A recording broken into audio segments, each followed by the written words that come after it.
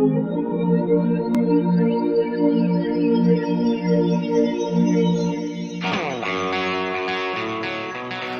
episode of In the Trenches is brought to you by System 12 Guitar Method. Sign up today at ryanroxie.com.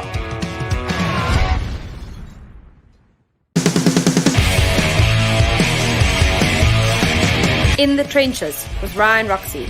Hello, and welcome to another live stream episode of In the Trenches. I am your host, Ryan Roxie. I'm feeling good today, folks. I got the leathered coat on, man. I was out walking around Stockholm today. It's raining like hell, but it doesn't matter. It's Stockholm summer. Rain! Wherever you are in the world right now, thanks for tuning into In the Trenches. If you are listening to us on one of our audio broadcasts right now, thank you very much. But you know where we want you? We want you on our YouTube official channel, which is Ryan Roxie Official. And we've got that subscribe button right there that Vic puts up every week and week out. We want you to hit that subscribe button so you can always be alerted to our shows and get in on the live chat that we have up and running right now. Because I see you all there, you In the Trenches faithful. Thank you very much for showing up. Are you guys ready? I know I am. Our guest today is a founding member. And you know how much I like founding members on In the Trenches. We had one last week with KK Downing, but a founding member of a band that greatly influenced me on my musical journey. Hell, I even had the belt buckle. Don't worry, we're going to get into that in just a little bit. What? Belt buckle? Huh? But as things happen with many bands, at a certain point, things start to break down, right?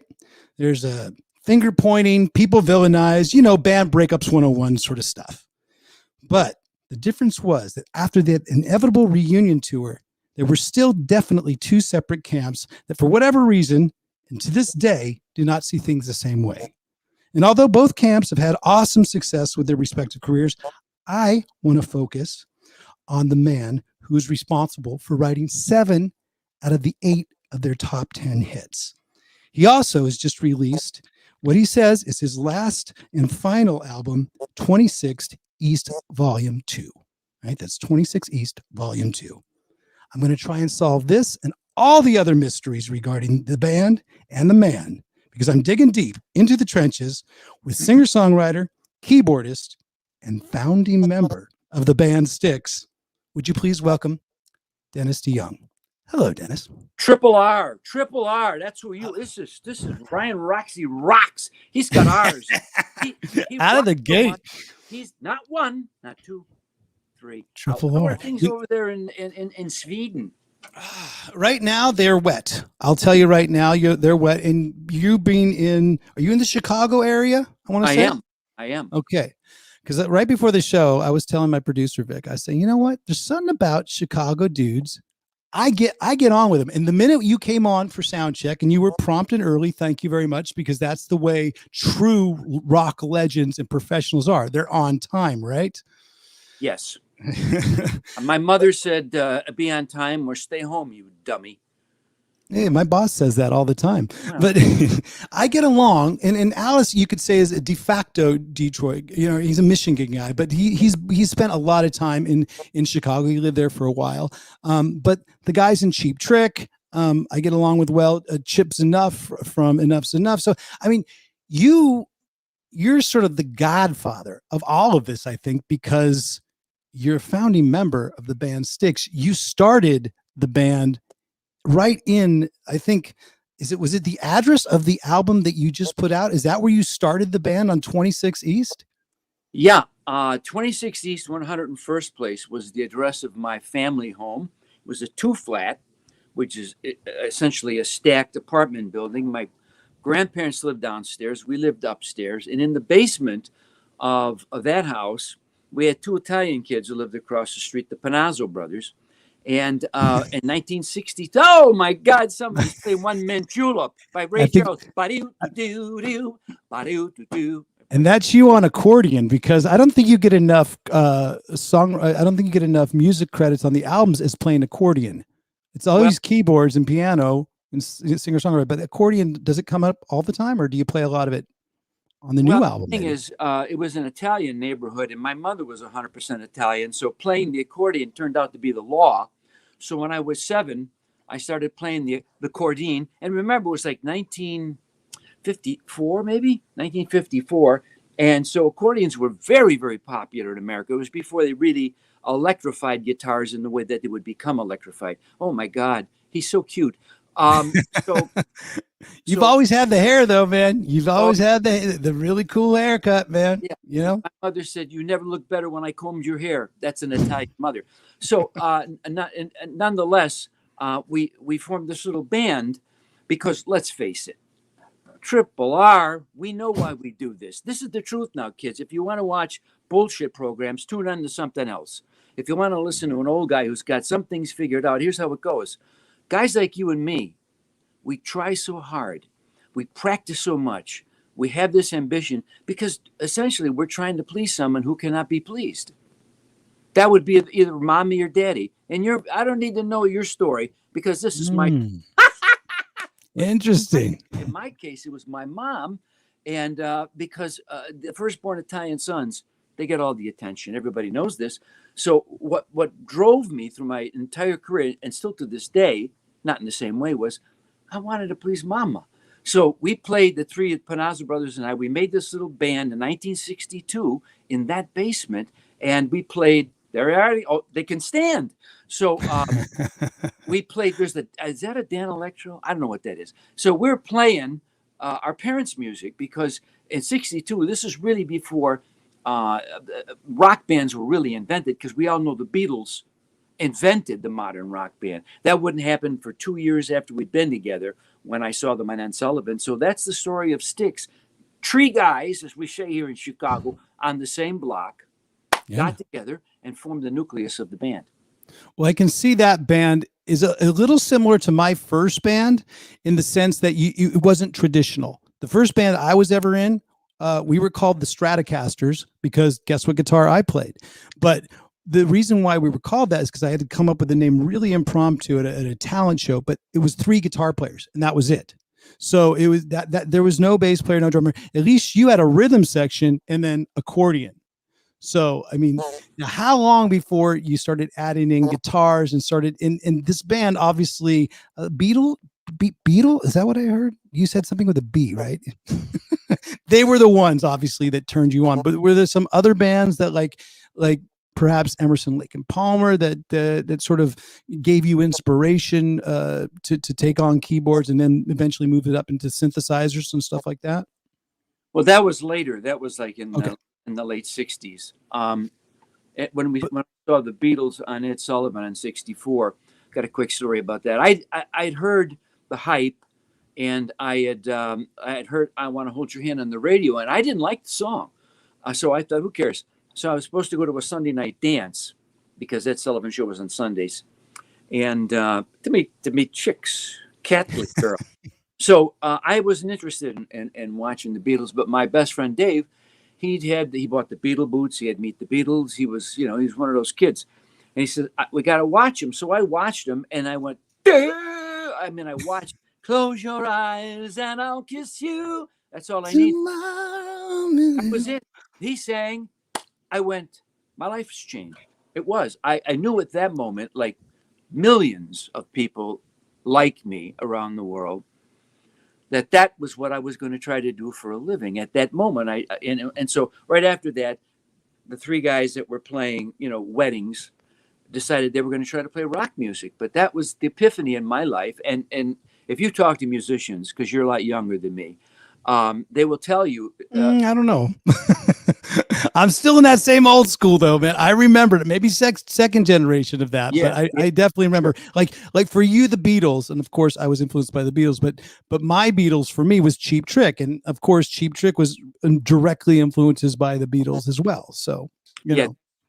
15 years later, what time? I know those guys. I know Rob Maria well and Rick.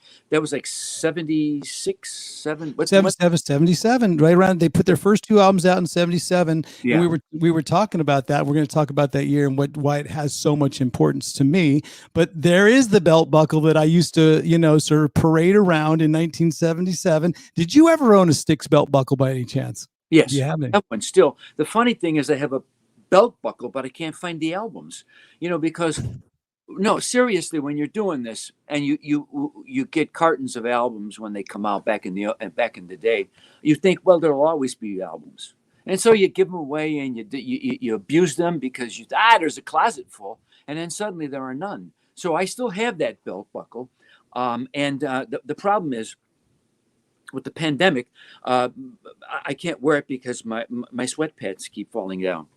But Your sweatpants don't have belt loops. That's the thing. That's the problem. you know what happened this morning? I got up because I know I had to do the show. My sweatpants, they stormed into my bedroom and demanded that I finally wash them. So I'm actually wearing clothes today. Usually, like waist down, folks. It's pretty casual. But I went into town with my daughter today, and we were walking around. So I actually have a jacket on. I have a shirt. It's like I feel almost like a normal person. I rode on the subway, had my mask on still because I mean it's crazy. We're driving in mass transit in the subways in Stockholm, and I know that there's a lot of people that are all vaxxed up here in Stockholm, and you're great for doing that. But at the same time, it just does freak you out to this day, right? Because we're not removed from it. We're not out of it at all. We talked a little bit about that too before. I wrote a song on volume 1 of this 2-volume set, and it's called With All Due Respect. Straight ahead, you'll like it. You should take a look at it, With All Due Respect. And the video starts, breaking news, blah, blah, blah, blah. It's a parody of news broadcasts as I view it in our country. And this just in, flashes, says, nobody knows nothing. This is my attitude toward Nobody knows nothing. Nobody Maybe that should have been the name of the This album is cover. just Or it. 2016. Nobody knows nothing. If you watch the human race over the last 15 months, nobody knows nothing. We're scratching the surface on everything. You know, people go settled science. I think, wait a minute. When the Big Bang happened, wasn't science settled? I think it was. And then, but what's not settled is what humans know about it. So anyway, put a mask on. Be careful. Don't be a stupid ass. 2 things. Number 1, you want to make the world a better place. There's only one rule. That's the golden rule. Try it on. It'll make the human race better. Do unto others. Simple as that. And number 2, how about a little less hubris and a lot more humility? Because we don't know what we're doing. And if we can just admit it and say, I think you're spitting out album titles one after the other. A little less hubris, a little more humility. I love it. Yeah, but I'm done recording, so I'm not writing that down.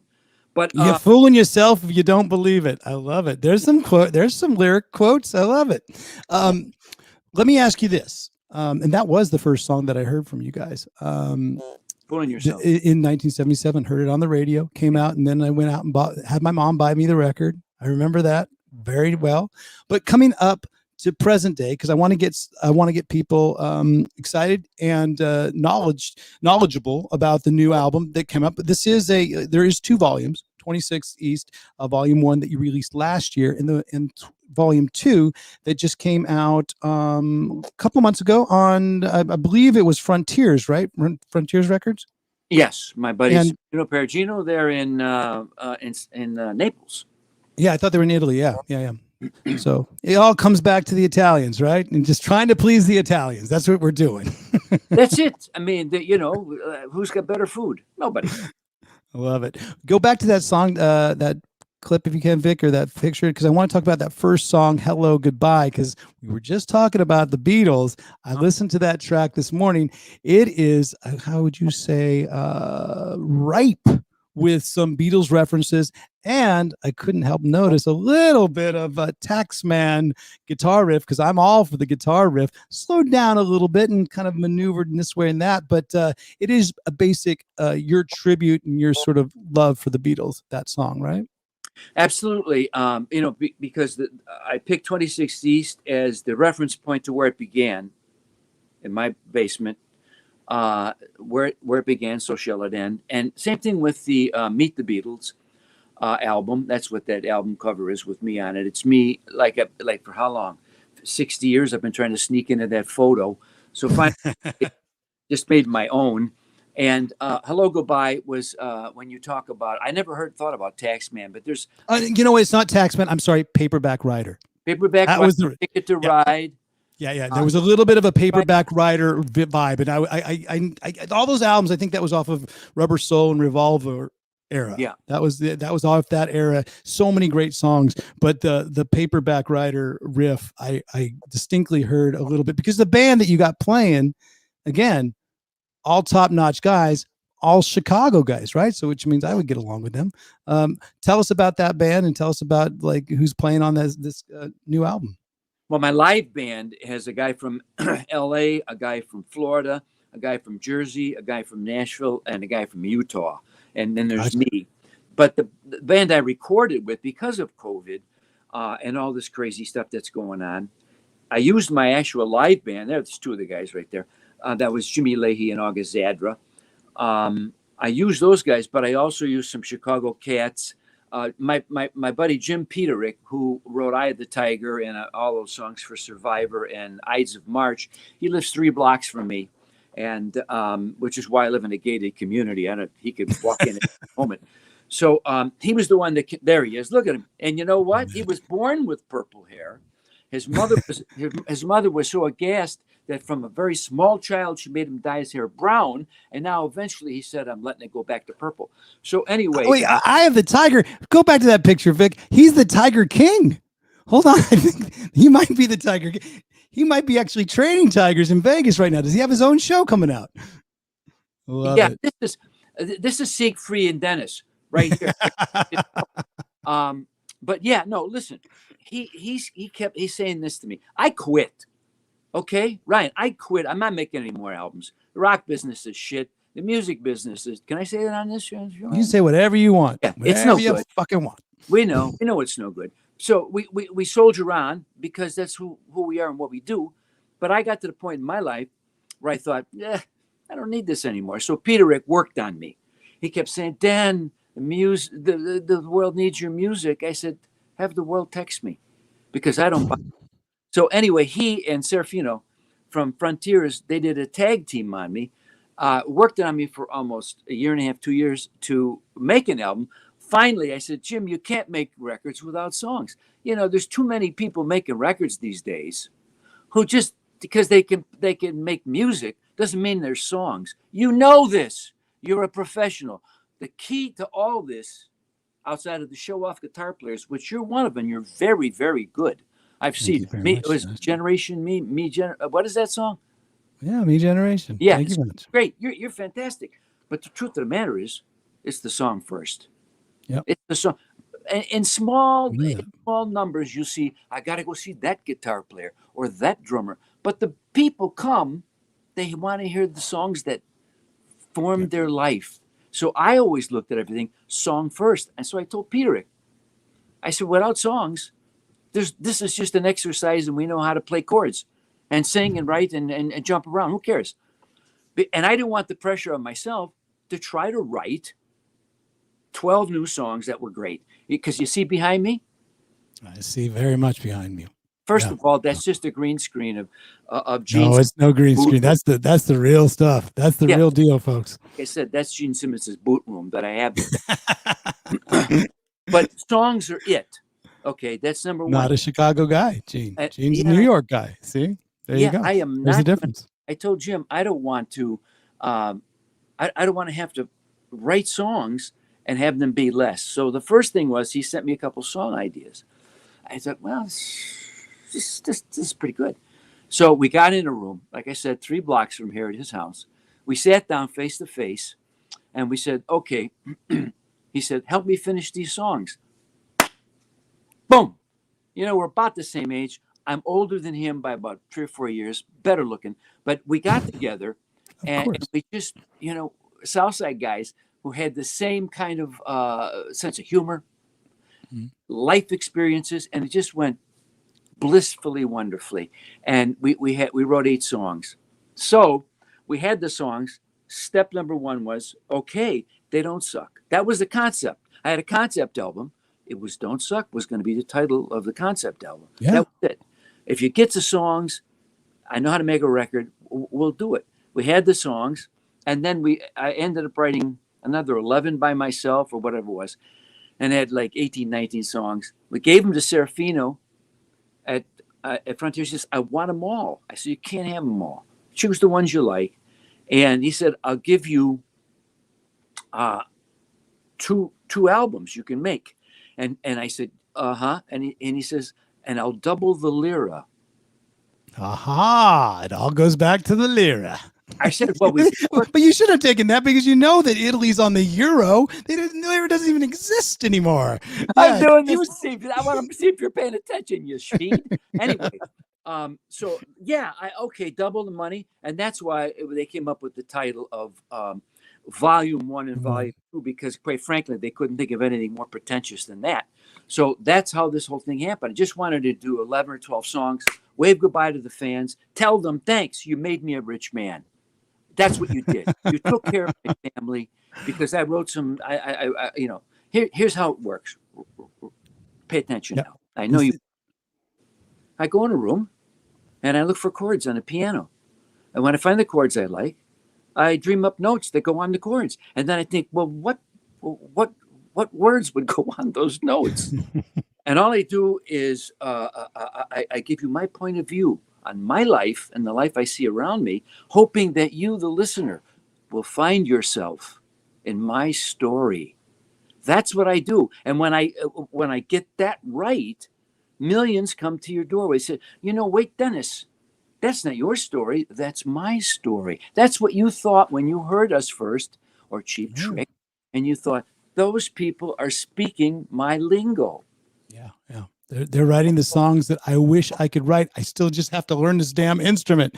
But yeah, you've done it. And it's living proof. I mean, just look at the wall behind you that your work ethic is bar none. Hold on, I'm getting dizzy. I can't. Oh my God, what's going on? Somebody tell the cameraman to stand. It goes down the hall. I love it. You know what though? Honestly, I do have a vinyl somewhere. It doesn't have all those fancy colors on it, whether it's silver or gold or what do they call this, platinum, I've heard. But the thing is, this work ethic that you have, and by the way, folks, if you're kind of confused that we're going back and forth between segments of the show, it's because we have Dennis DeYoung with us, because his career encompasses decades, songs that you grew up with, songs that will live on for a long, long time, folks. So we could do the animation, Vic. We could go back to go forward. We could have that, right? We could do.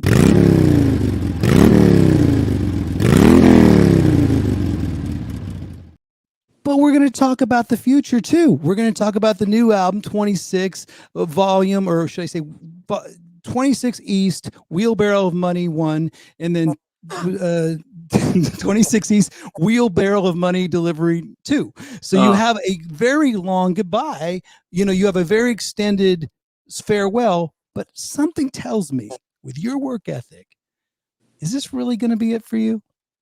The last recorded album? Wheelbarrow Money. I wish that were true.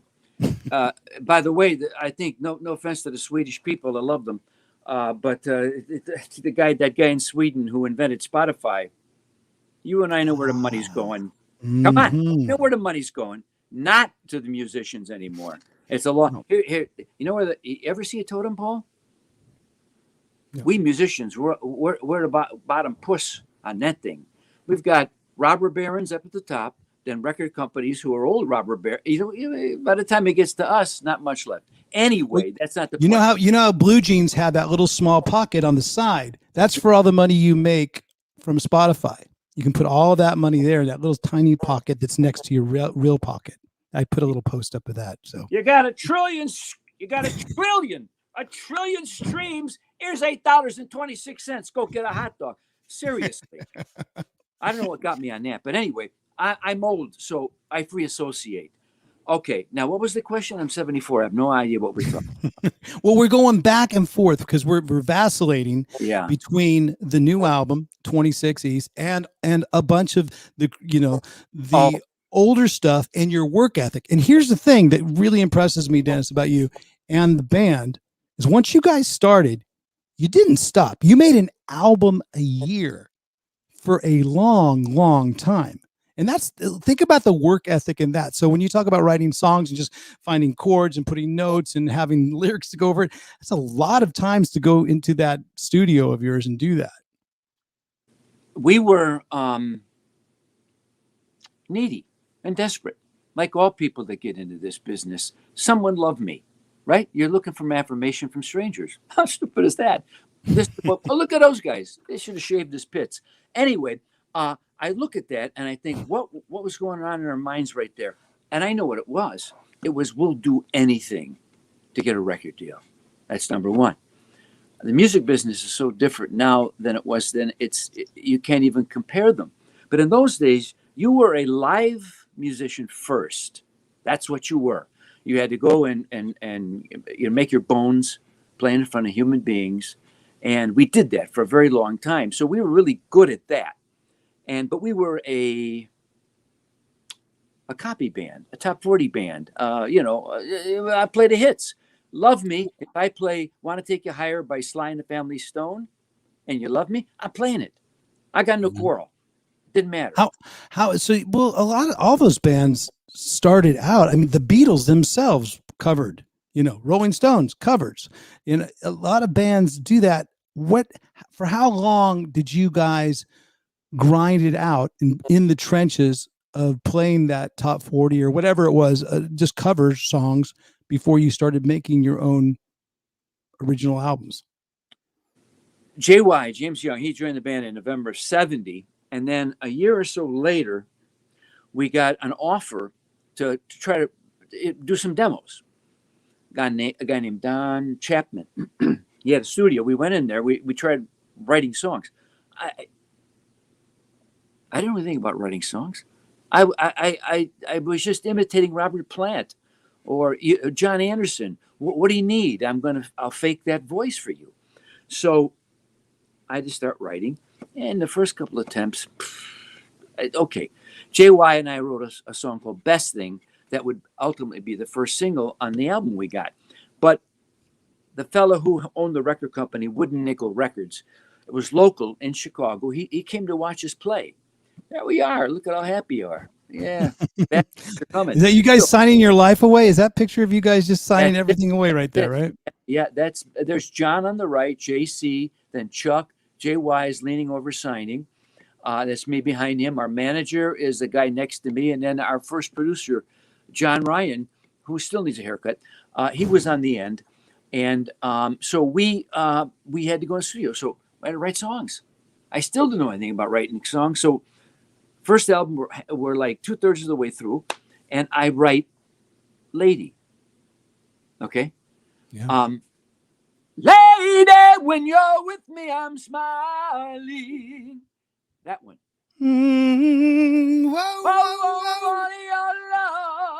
That one. So anyway, I'm at the piano and I'm writing this and I'm thinking, what's that? That's okay, isn't it? Is that something? Do I got something here maybe? I don't know. Listen, I don't know. Swear to God. I mean, if you've never really written any songs and never had a hit, you just think it's something you just did. And you don't recognize it other than, gee, I'm glad it's over 3 minutes long and we can have a record of it. That's basically all it is. And so I played it for the record company president, who was executive producer. He says, well, let's save that for the second album. He had 4 songs that he owned the publishing on that he wanted us to record on that first album there. And yeah, I know, it's cute. So we did it. We didn't want to, we had other songs. We had Lady, but he didn't. He said, no, it was a money thing. Have you been political thing? You've been in business a while. Money first. Now, was this coming from the producer or was this coming from the record label? Because if it was coming from the record label, all your signs should have pointed off when you were at that signing party or that signing thing. Wooden nickel. At some point something's going to go south with wooden nickel, right? Once again, if they said go in the corner and stand on your foot, you would have done it. And play a balalaika and do Ukrainian folk tunes, I'm over there. You're not going, oh, you know what they're doing? No, you're just happy to be, have a record deal. We all had jobs, okay? I was a school teacher. The bass player was a school teacher. JY drove a cab. JC was a carpenter. Oh, he's so cute. Where's that? You want? That's my wife and I. This is after we're married, but you see, That's my the hair was original very lady. wavy. There she is. And that's the original lady. That's her. And my hair was really wavy, and I tried to make it be like a Beatle, but they had straight hair. So every time I tried to do a Beatle thing, I look like that. I look like Bruno from the this guy. Who is that? That's Vito from the pizzeria. And what's that hat? I don't know where that hat came from. Anyway, I digress. So I'm in there, and we do the first album, and I just still didn't know anything about songwriting. But the second album, there's 7 songs, and I wrote 5 of them. So I came out as a songwriter, and I wrote Lady. But I'm telling all the kids that are watching, both of them, no, you probably get a younger audience than I do. There's a young audience in there, and they're actually asking, what did you teach in school, Professor Dennis? I was District 143 in Chicago's music teacher. So I traveled between 4 schools. I did, you do the choir and the Big Spring musical. Oh, what's he got in his pants? And I've never seen that song. I never saw that picture. Oh my God, that's Chuck in the back. That's Vic Chalfon, our producer, that's putting up all these lovely photos. He's been doing some great research on it, and I got to give Vic a big shout out, because you talked to him before the show. He's a big fan, as I am, but he's like, obviously, he might have taken that photo. You don't know. I'll tell you, I never saw that one where I was caught masturbating on stage. At any rate, for the second time, it was like, but the other time was behind that night, behind the amp. Anyway, so all you kids that are watching, understand this. I'm a firm believer in that we are a grand illusion. We people in the music business. We create illusions and images. If you could take a look at this very talented young man who hosts this show, Triple R, as I call him, when he was in 8th grade, you go, this guy is nothing. He'll never be anything. As you look at me when you saw me graduating in 8th grade, when my mother was still combing my hair. So, but what we do is we create a grand illusion where we learn our instruments, we work really hard, we learn how to pose, we get big amplifiers and stand in bright light, trying to make you believe we know something that you don't. Well, we don't. We don't. But we're creating this grand illusion. Now, on the Grand Illusion album, which you liked, 1977, I told the fan base, I told our audience, this is a grand illusion. I said, don't be fooled by the radio, TV, or the magazines. They'll show you photographs of how your life should be. Those are just somebody else's fantasies. So if you think your life is complete confusion because you never win the game, remember that it's a grand illusion. It's a grand illusion. And deep inside, we're all the same.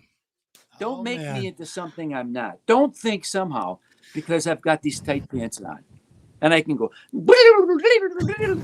that I am somehow apart from you in the grand rung of humanity. At this moment, look at him. He couldn't reach the table. So, but I said it in 77. Love the illusion. We're creating it because the grand illusion is what capitalism is based on. You need this conversation? I'm going to give it to you. Here's how it works. We were creating this illusion. What does capitalism do? It tells you that there's something lacking in your life. And if you only do this or buy that or buy this, you'll be different. You'll be better. And I said, no, that's baloney. America spells competition. Join us in our blind ambition. Get yourself a brand new motor car. But someday soon we'll stop to ponder. What on earth's the spell we're under? We made the great and still we wonder who the hell we are. This is the idea. See, capitalism is based on acquisition. So what were we doing, the big rock stars, the big shots? We were creating an illusion to get you to buy our records and our concert tickets and come and see us. But that's all we do. You do it. Alice does it. And by the way, I'm going to tell you my Alice Cooper story. Dude, you're dropping so much wisdom on, and you're just taking me back. Honestly, Dennis, you're taking me back to in 1977.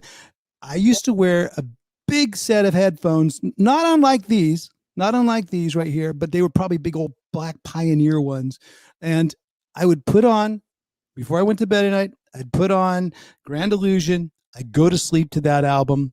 And it was really, I love the fact that there were so many stereophonic effects, a lot of panning going on in that album. It's where I really started to appreciate guitar tones blending with harmonies, because every single one of you guys in the band sang great, but had your own unique style.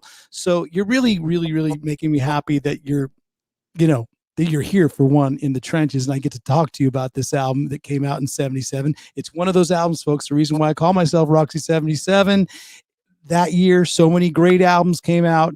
And when I think about it, I go, shit, how, when you talk about competition in that year, just debut albums alone from bands, so many different styles, whether it was Sex Pistols, Nevermind the Bollocks, whether it was the first two Cheap Trick records, Fleetwood Mac, Rumors, oh my God, Hotel California, Queen, News of the World, Kiss, Love Gun, Styx, Grand Illusion. The list goes on and on and on. So thank you for rising above and going above the grade, because that, from then on, you guys were on, it seemed like, an endless just cavalcade of hits. And obviously from the wall behind you, you can see that. And you guys were on a roll. Once again, this is advice from an old person. If you don't want it, shut it off. I think you got other choices. Billie Eilish has a new album.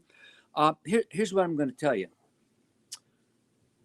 We did this Grand Illusion album, and it was the one that cemented us and raised us from opening act to Kiss, ZZ Top, you name it, Aerosmith, to being headliners. And then we had consecutive triple platinum albums in a row, 77, 8, 9, and 81. 4 in a row like that. And now it looks easy when you look back. When we were doing it, once again, you have no idea what you're doing. You're making things up as you go along, doing the best you can, hoping it'll all come together, and the sum of the parts will become greater than the individuals. This is what rock bands do. They get together when they work right, and when those individuals come together, they create something unique. It's bigger than their own, bigger than themselves. But when you're doing it, like I told you with Lady, when I'm writing it, you don't have a conscious 20/20 hindsight that you can look back and say, oh God, of course I was smart. I was just, me, I'm really smart. No, you're just in there. You're in the competitive ring. Because people say to me, what were you thinking back in when you were doing this and this? I was just trying to kick Queen's ass. There was a little bit of competition. There was a little bit of competition in there. Just trying to beat Aerosmith. I wasn't thinking about, in 40 years from now, Ryan will be talking about. No, it's in the moment. This is how you live your lives. You live it in the moment. You do the best you can. You said, Queen. Let me tell you a Queen story. I got stories for you. Okay, Queen. Yeah. I never heard him until 75. Little known fact. Styx' first album, 72. Gotcha. You muted on me. Hold on. It was a phone call. When the phone call comes on the iPad, which I could just crap. Anyway, so it's all right. Queen, their first album was a year after. Okay, we were before Queen. We were doing, hey guys, singing like girls up really high and playing melodies. And there's a couple uninvited Marshall amps in the room playing loud. This is what we were doing. I never heard Queen until 75, when Killer Queen finally made it to the airways in America. Now, people today can't even understand it, because in 30 seconds you can Google every band that's ever made a record and it's in your house. That's not what the world was like. So I remember watching Friday night videos. Okay, Queen. It was Don Kirshner's rock concert, something like that. I like Killer Queen, and I liked You're My Best Friend. Okay, they're good. I mean, I can go, so not better than us, not in my opinion. Hey, the opera. Okay, then here comes Friday night videos. Bohemian Rhapsody video. It comes on. I look, I listen, I go, uh-oh. Uh-oh. But then that's the fire under your ass to go back in that studio and start writing, right? Remember the bar? Yeah. Whoa, it just got hot. Here's the good thing about Bohemian Rhapsody. For guys like me, they never ever got near that before or after. That was like from God. That thing came down, you went, well, there it is. And so all the other things that Queen did after, oh, very good. Love Queen. Love them. Bohemian Rhapsody?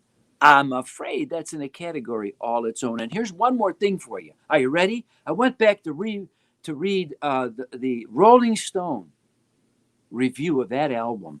Do you know the Mook who reviewed that album never mentioned the song? And the song he did mention, and I know a lot of Queen songs, I didn't know. I hadn't heard of that one, right? How do you, wait a minute. If you're writing for a living, there I am. I'm in the middle. You can't see me, right above Freddie's head.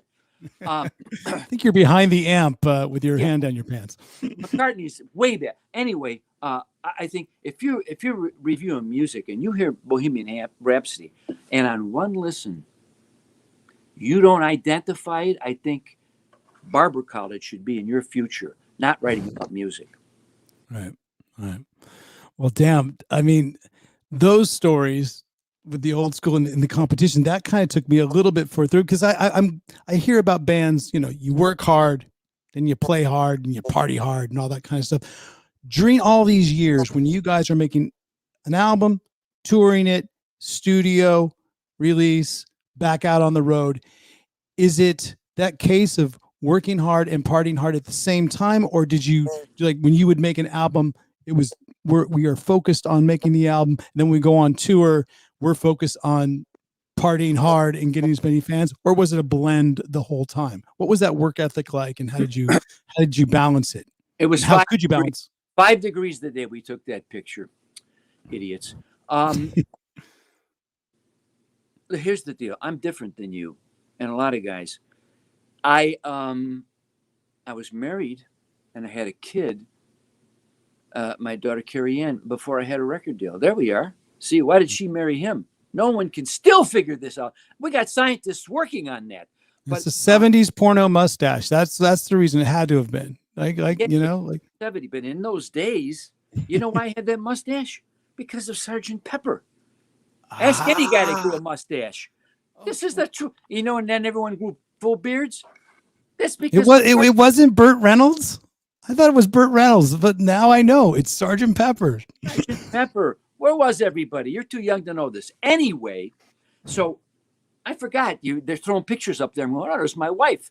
She'll like it that she looks better than me. Always did.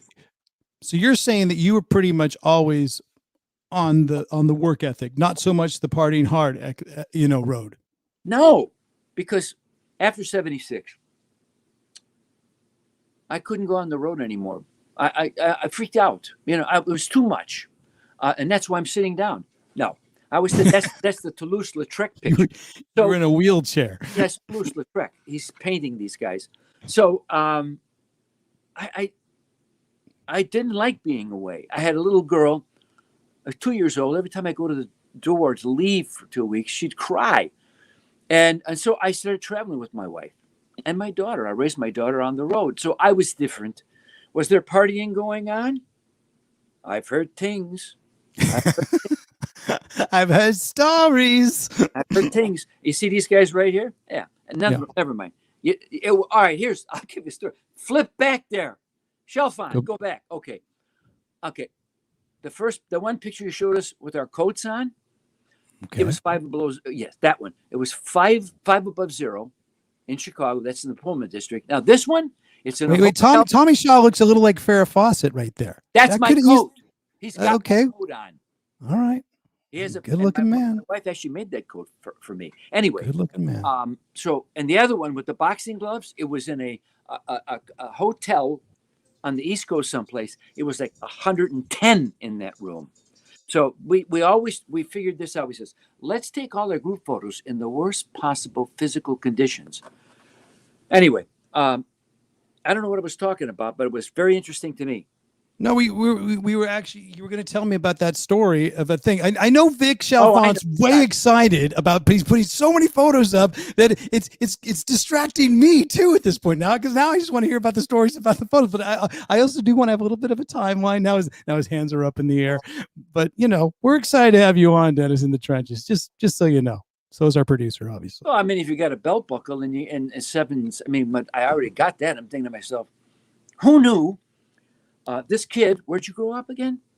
I grew up in Northern California. So you got to understand, the Bay Area, strong Styx supporters, obviously. And I had to go through some, there were some times where I had to really, how do you say, muscle it up when the heavier bands started coming around, the AC/DCs, and they say, who's your favorite band? I said, well, I like Styx. Don't do that. Well, no, you kind of got. I had to. I would you say that possibly you could have been a precursor for what happened to Winger and Beavis and Butthead? Because there was by no fault of you. Because there's no doubt that JY and Tommy, hot damn Tommy Shaw, I still remember that on the Crystal Ball album, the way you introduced him, which was a great way to introduce a new member. But such great guitar players, and everybody, again, I told you guys sang, so you could never take that away. But then again, Winger had Reb Beach, which was a great guitar player as well. So I'm just wondering, was it hard for you guys to get up on stage with those heavier bands and sort of, especially after you've released some later singles that obviously have a more romantic feel to them? Now, how were those days in doing those shows? Did you sometimes just like go, screw you, we're a rock band and we can kick your ass at any time? Or was it like, what does the guy got to do? We've already put out, how was it? Never had that thought for 1 second. Good. Young band that never feared us when we opened for them, because everybody feared us. We were just too effing good. I'm sorry. I'm supposed to be afraid of Winger. No offense. I don't know the Winger story. No. It seems like a lovely guy, but honestly, different era. It's a different era, and maybe my comparison is completely off base. But so you never feared any band. I think that we were pivotal in their unfortunate drug phase to absolutely make that band get off the road.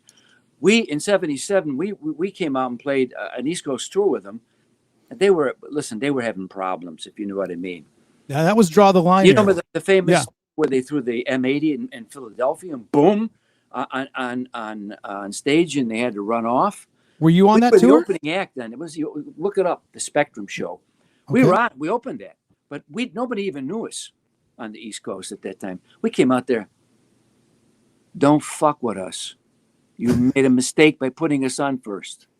That was our attitude, and we backed it up. Because did you throw the M80?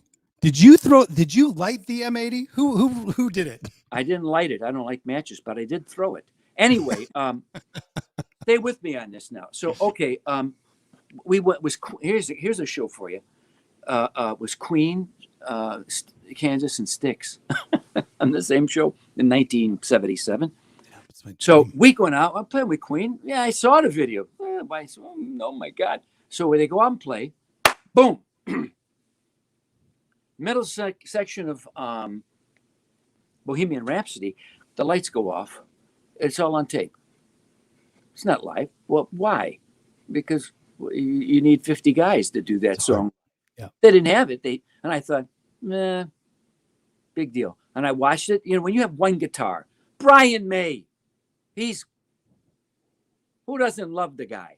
He's a great guy. He's a great musician, great songwriter. He wrote "We Will Rock You," not Freddie, correct? I think so. He definitely wrote. Yeah, he wrote.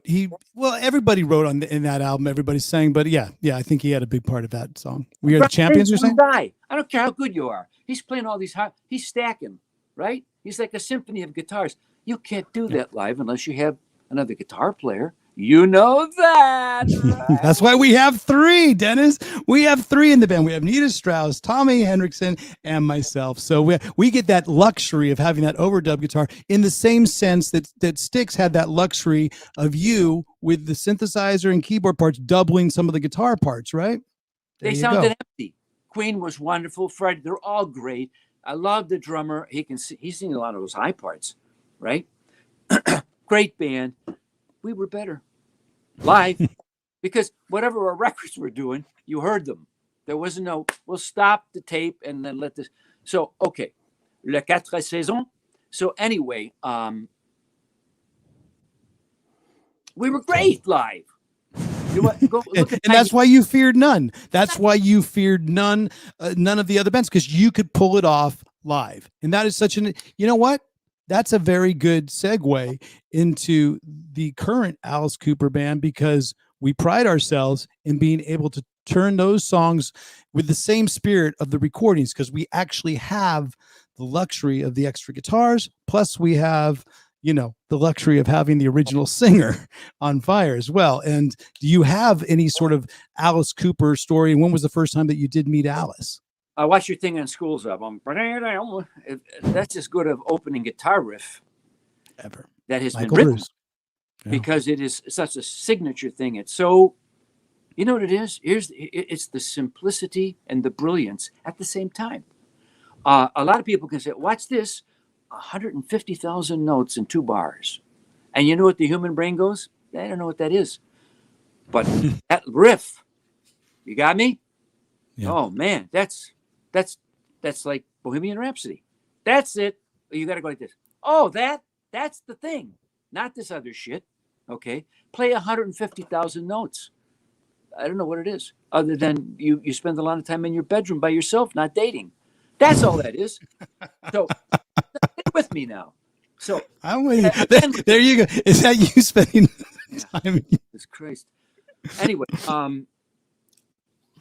hold on there, Dennis. So Alice Cooper story. Yeah. I want to say we're on the road. I'm pretty sure it was Iowa. Pretty sure it was 1973, 73, 74. Okay. Alice Cooper, Iowa sounds like a good enough place to start. yeah, story. it was filled. We weren't there playing with Alice. We never did play with him. But somebody says, you're playing her tomorrow night. You want to come and watch Alice Cooper? We had nothing to do. Okay, Alice Cooper, you know, school's out. Got it, 17. Oh, okay. Yeah. I mean, I listened. I thought, that's cool shit. But, you know, I'm a guy with melody and harmony. You know what I mean? That's me. So I go and I'm watching and ask Vinny, what tour was this where they had the white strips? Like Welcome to My Nightmare, the magic screen. Stage, and he's running, but he's way back point POV, and he's running toward the front, like toward the camera. And he comes through it. Alice, that's it. That's where all the theatrics came from in Styx. True. Wow, that's cool to know now. Give him credit, and another thing, Vinny, I'll give you all the credit. You're not getting the diamond royalties. Still, he burst through that thing. I went, what in? 75. Welcome to My Nightmare tour, I believe that was. Was it? Yeah, I'm pretty sure it was. Yeah, it was because it was his first solo outing, and they had this thing called the magic screen. We still talk about it today. It was like a video screen, but with slits through it, so the characters could go in and out of it. You know, and he went through the shtick with the Cyclops and the guillotine and the thing and all this stuff is happening within the context of a rock show. And I thought to myself, why can't the rock show be entertaining? Why can't it be theatrical? Did you think like that at that moment? Did you think someday I'm going to do the same thing, but with robots? No. Okay. But we were just a guess. We were, nice try. We were together. When we first started, the first thing we did, we came on stage to the William Tell overture. Right. And to Strobes. Da-da-dan, da-da-dan, da-da-dan, da-da-dan, and then Strobe, da-da-dan, we go right into the first song. And we had other little theatrical elements. So there was that in me. But when I saw Alice, I thought, yeah, you like my hit records? Come and hear them. At one point, do we get tired of looking at the guitar player showing off? Well, when that happens, if that comes up, we're going to go, there's a Cyclops. Where'd he come from? You see what I'm saying? It's entertainment. And there's nothing wrong with that. It doesn't have to be pure. I mean, come on. Who started it? Chuck Berry. Take a look at what he's doing. Wait a minute. How the moves? How long are those that guy's legs that he splits his legs and plays the guitar like that, and then he's doing crossing. It's all there. Elvis when he's doing it. This is show business we're in. It's not Little Richard. I mean, with the hair and little mustache and nothing up on the piano. That's show Jerry Lee Lewis, business. And there ain't nothing. So I look at that. That's my Alice Cooper story. I said, okay, let's do that kind of stuff. And let's not be ashamed of it, because you want to know why? We don't care about the jerk-offs who write about rock and it's got to be purity, because they got the whole story wrong from the first place. If you Did you ever bring extra synthesizers just for show that you never played? What, am I rich? No, but maybe you have a keyboard tech named Rich. Okay, stop. Don't go. Shelfon, hold on. Go back. This is the Keyboard Player magazine cover that I did. On top is a four voice, a string ensemble over on the other side. I think that's electric piano underneath, and it's a B3. That's below. No, never. Everything that I had on that I had there, you played. And here's the thing about Grand Illusion, fooling yourself. We started the Grand Illusion. That year, I became aware of the Oberheim synthesizer, which was I think was the first polyphonic synth, which means for the audience, you could play four notes. Hence the four voice. Polyphonic. Before that, monophonic means one note at a time. If you played the second note at the same time, you'd never play chords. It would cancel out the other note. So while we're making Grand Illusion, Come Sail Away, Man in the Wilderness, first three songs were recorded for Grand Illusion, I didn't have the four voice. It hadn't been invented. And so I got one of the like 70, number 75 or something, manufactured. And I got it. And I went, oh my God. And then your favorite song, Fooling Yourself, and then wow, all that kind of crap with the big portamento. That was the four voice, and I had just bought it. And I thought, this thing, it's magical. So no, I never had extra keyboards for show. That's what guitar players do. Listen, it's kind of our gig. Look at me. It is Kids, kind of our gig. What do I? Kids, But pay attention to me. These guitar. Here's the thing, though, Dennis. I'm going to single you out for that part, for the musical interlude, because I'm going back again to my childhood with my big old headphones on, listening to the musical interlude of Come Sail Away. It's not in the single mix, folks, for the radio edit, what you want, but the album version where the synthesizers chase each other's, and there's like all this stuff going on stereophonic from ear to ear. And was that all your writing, or was that a part of the production value? Because that little piece right there is probably one of the most memorable bits of music that I remember from sleeping in my childhood, because I go to bed with dreaming, because it reminded me of little nymphs and little wizards and goblins. It was kind of like, whatever. It was one of those Harry Potters before Harry Potter ever even existed, right? Yes. And let me go on record as saying, I've never been into little nymphs. Anyway, you write a song. Are you sure? Okay. You write a song. You're in a band. They're not there, to wash your laundry. They're there to bring their talent to whatever the record is. There's the song that the songwriter writes. Then there's the band that comes together and say, what are we going to do with this thing? Oh, let's do this. How's this sound? That's not bad. What made you think of that? My mortgage payment. So on you go. On you go. And you go, hey, what you did, let's do that. And the guy goes, what you did was really good, really, but nobody says that in the band. They just go ahead and do it. Because bands are competitive units. And they work best when the competition is for a single goal. and that's All Boats Rise with the Tide. All So boats rise with the when tide. Tommy Shaw joined the band, after he came and auditioned in 75, I said, that's the guy, guys. Don't argue with me. Yep. He's a songwriter. We need a songwriter, and he could sing. He plays acoustic guitar. He brought in Crystal Ball, which was on the demo tape he played me. It became a very different song when we got our hands on it, because it was basically acoustic song, 3-part harmony. Tommy never sang by himself. It was like an America, Crosby, Stills, and Nash song. And then we made it into a proggy song, whatever the fuck that means. I'm sorry, every time I use deaf here. Because that's what bands do.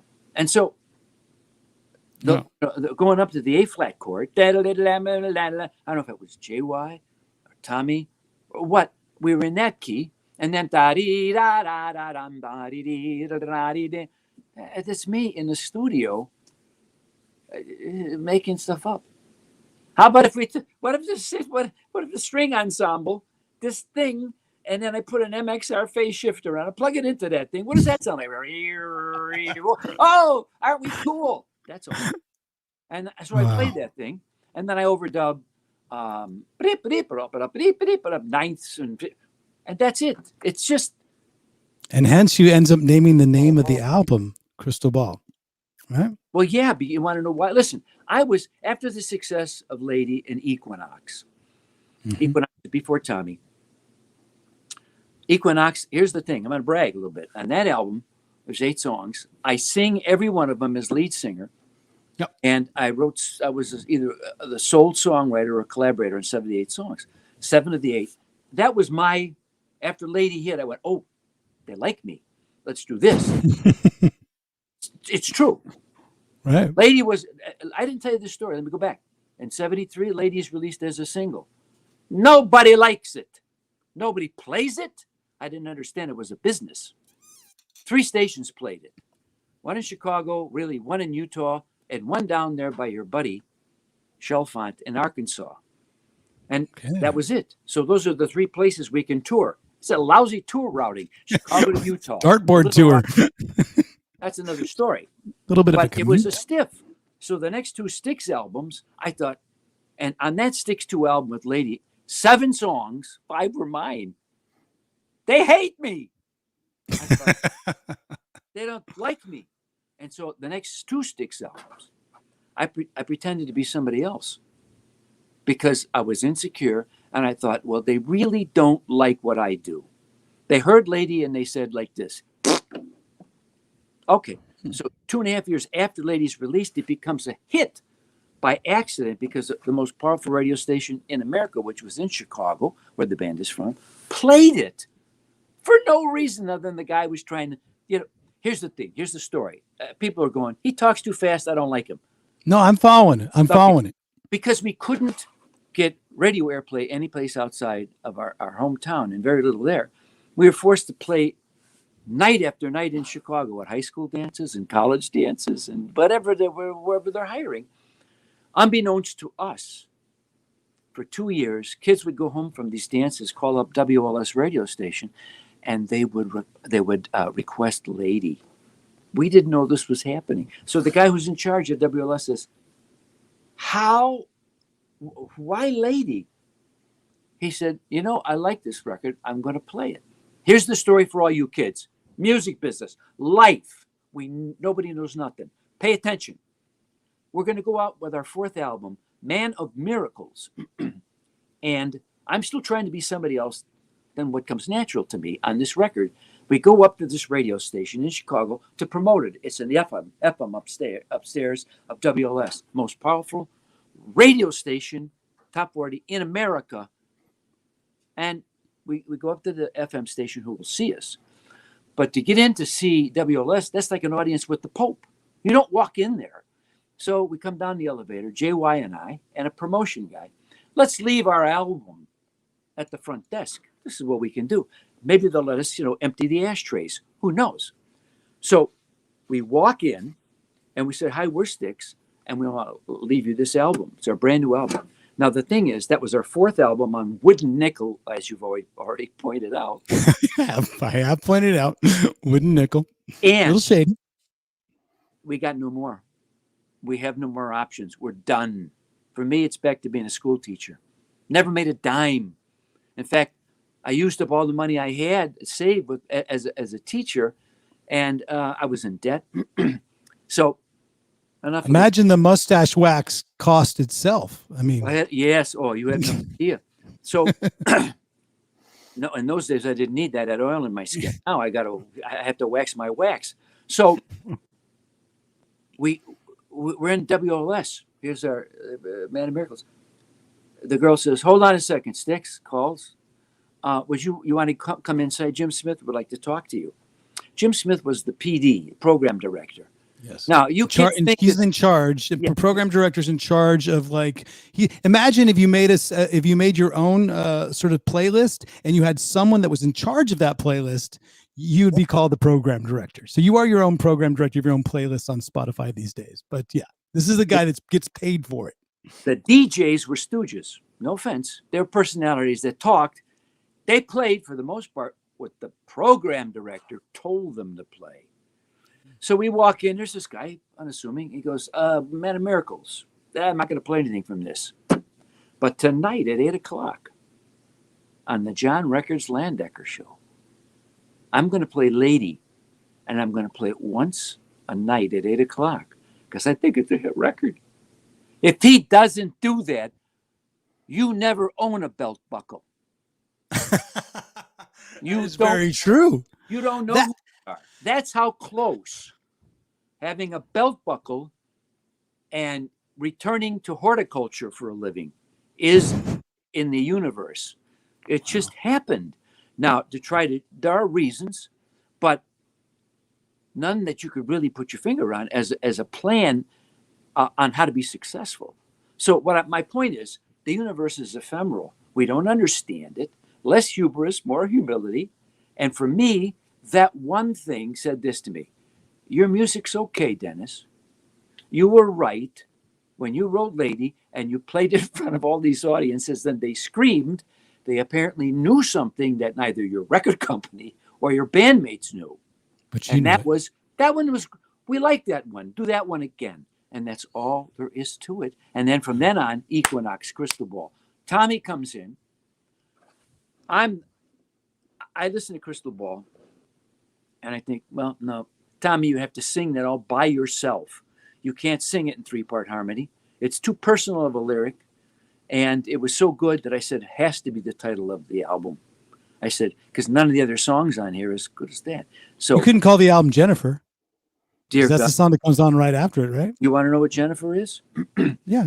After all the work I did on Equinox, I was crushed that it didn't zoom up the charts. Now it did good. We sold 350,000 in those days. Good. And, dude, today you'd have a hit record. Imagine that, Call the Swedish guy. Ask him what he's doing to the music business. Never mind. We're going to talk about that in just a little bit, but go ahead. I want to hear the story of Jennifer because we're talking with Dennis DeYoung, folks. If you have just come in now to join us, you're going to hit that rewind button because you've missed about 1,000,001 great stories. But right now we're catching up with the Crystal Ball album, the story about Jennifer. What happened? Continue, please. I put everything I had into it. I kind of took control, said, this is follow me, boys. I didn't say it out loud like that. Okay. I just went this way. Let's go that way.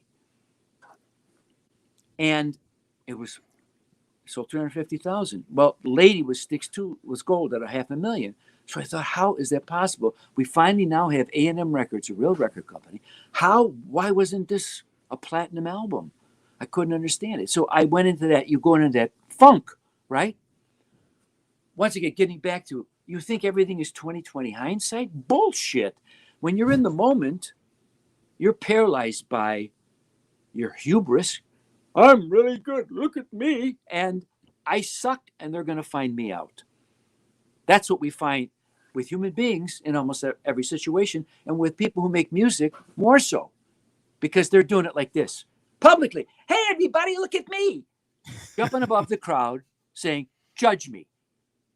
Right. Tell me that's not what we do. Triple R, we're asking strangers to bear judgment. Well, good luck. So now Equinox, oh my God, Crystal Ball. That's the best song. That's the one. What do you got for Crystal Ball, Dennis?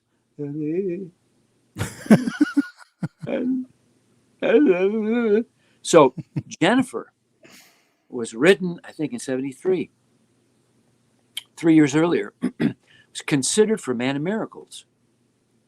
But I went, meh, I got to be able to do better than Jennifer. I'm telling you the truth. I'm not going to say, oh, Jennifer, everything I do is so good. Bullshit. So let's do Jennifer. Okay, the guy, okay.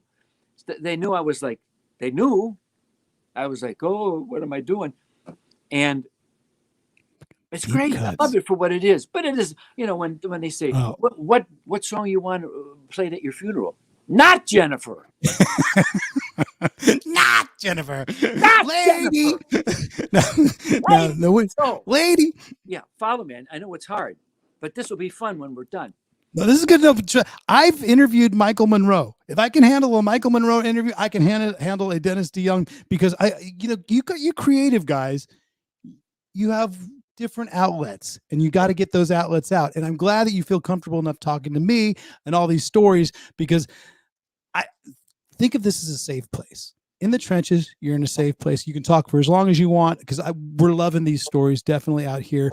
If you don't mind, I have to take a quick break, and then we're going to come back, because I want to have there's been some fans have been asking questions all week, and they said, would you please ask this question? Would you please ask this question to Dennis? So I'm going to basically put their questions on the board, and we can talk about that. Is that okay? I'll do anything you want, because you got a belt buckle. That's right. It's because of the belt buckle. We're here with Dennis DeYoung. No buckle, nothing. All right. Sounds fair. And you know what? Just real quick before the break, Vic, can you put up that picture of Dennis with his keyboards again? Because I have one question that's been burning in my head, and I've had to find out what came first, Dennis DeYoung or Doug Henning? Who influenced who? Who was it? You don't know this, but I had an affair when I was 14, and he's my child. I think you guys are the same age, so this weird thing, but it's biologically. I don't know, because it's all an illusion. Didn't he do that? Grand illusion. Yes, it's Doug Henning, dude. He's got your mustache, or you got his. I'm not sure. You got each other's haircuts. Your doppelganger. That's your doppelganger. I know. And you could Google this, and I'm not just a little less silly.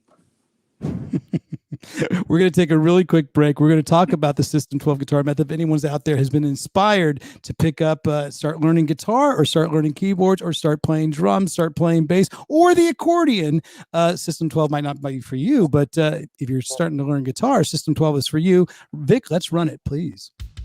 Hello, folks. Ryan Roxie here, and thanks for watching and supporting all things we are doing over here at the RGA, otherwise known as the Roxie Guitar Army Headquarters. We'd like to invite you to start your own guitar journey with the most comprehensive and easy-to-learn course that's out there today, the System 12 Guitar Method.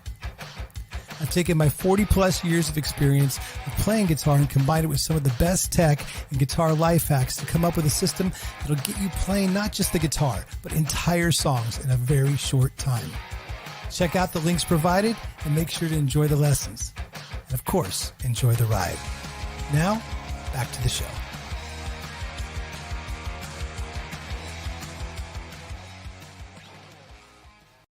Welcome back to In the Trenches. I am your host, Ryan Roxie. We're here with Dennis DeYoung, and man, I'm having so much fun. I had no idea how this interview was going to go. We hadn't spoken before. You're one of the very there's Doug Henning. He picked it up during the break. Well, who came first? No, Google that. When was Henning popular that I would even know him? I don't know. Henning, I think, stole from you then, obviously. But you know another band, another story. For God's sake, listen, if you went and put my picture up and put up side by side, put up John Oates, put up Greg Raleigh. Greg Raleigh, there's another one. Okay. We all looked like that. You want to know why? We all saw Sgt. Pepper. It all comes from Sgt. Pepper. All right. It does. Who had a mustache before them? The Smith brothers? I don't know. I told you, anybody in 70s porn did. But hold on. This is the part where I have to talk about this story because people being ripped off or people maybe not being ripped off, but paying homage to, because we have a little section, we like never let the truth get in the way of a good story.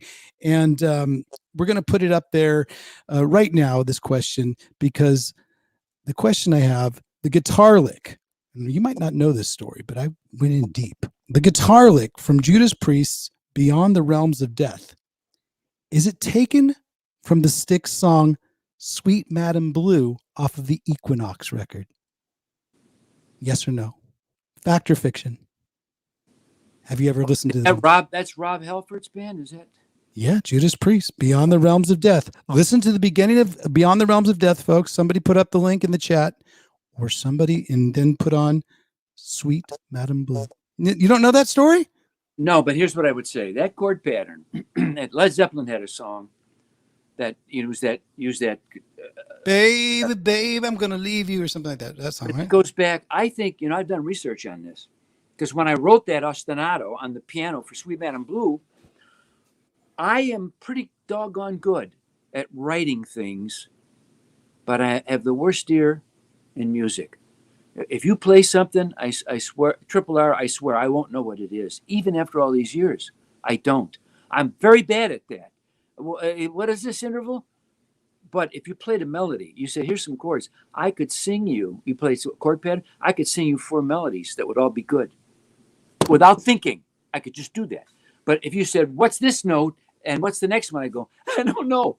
So I could never copy anyone note for note because I didn't know what the hell they were doing. Now, that must have helped you as a music teacher. I play accordion. Guitar players are taught to listen because they have to bend notes. Absolutely. They have to know intervals. When you play the keyboards, they don't bend. They're there in front of you. You look at music, accordion players, they look at music, they play the notes that are written. Guys like you, you don't start out playing off sheet music. I know you didn't. You picked it up and went, what is that? And you're playing, took some lessons. This is the difference. So that chord pattern, the first time that I think that I know of it on a record is While My Guitar Gently Weeps. Da da da da da da da da da dum da da da da dum da da da, and it's on 25 or 64. 25, 64 Chicago album. Yeah. That's basically the same chord pattern. Okay. Now, when I wrote it, it's eerie, though. I did the comparison because I was looking. I always look for these little nuances. I tell you, when I write up the script for these episodes, I go and find myself in some kind of weird rabbit hole some days. And I was listening to it back to back, and it's the same key. It's the same, almost the same type of melody in the beginning. So, folks, who was first? You guys were first, for sure. Well, then they copied us. Halford, pony up. To make the money off of it. What are you doing? We've had Rob on the podcast, and we just had KK Downing last week. That's why I wanted to tell that story. And but that's okay. If my record collection, what's left of it, is right back there. Judas Priest, very fine band. No Judas Priest albums in there. I'll tell you what I was thinking. That's how bad I am. You know what's a really good song? Stairway to Heaven. I said, Styx, we need a Stairway to Heaven kind of song that we could do. I thought all these years I was writing kind of like Stairway to Heaven. Then I went back and I looked at the chords and says, no, those aren't the chords, you dumbass. I would know it because that was the song that inspired you. So a song will always inspire you to write something else, you know? So then I wrote that song, but had nothing to do with Judas Priest. God bless them. I hope they can always afford to get silver studs on their leather, whatever they need.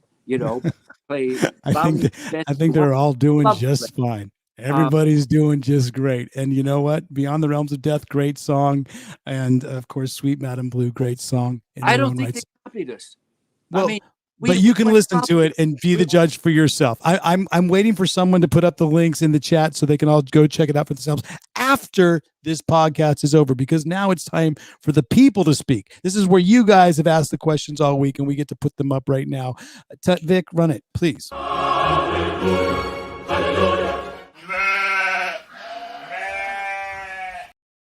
These are questions from the chat room that we've been compiling since the whole episode has started. And again, if you're listening to us on an audio broadcast, what are you doing? Get in on the live chat on the Ryan Roxie official channel and make sure you hit that subscribe button when you are down here. If you're watching right now for the first time, hit the subscribe button. And I will again just say, here you go. There's our animation from Vic Chalfant. I like the fact, Dennis, that you just call him Chalfant. I think that's what I'm going to say. I've been calling him Vic for too long. Now it's just Chalfant. Yo, Chalfant. Kevin, I'll give him a shout out. Kevin Chalfant sings background vocals on my solo albums, and he's a great singer. He's like one of those Steve Perry guys. Nice. And the original lady, your wife, has been singing backgrounds with you for years and years and years, all throughout your solo work, right? Yes, because she insists upon when we're on stage, she stands behind me about 12 feet she keeps a crossbow trained on my ass through the whole set. I love it. So but she's been with you since the beginning. We talked about that earlier, and we talked about how your lifestyle has been a little bit different all throughout the years because you're more of a family guy. You have been a family guy. And that has affected the road a little bit. Yeah, this is not like a red badge of courage. It's who I am. I mean, it's not like I go, here's what I'll be. It's just who I am. And I am a family man. There she is. And, it's not conducive with the cool rock and roll image of which you've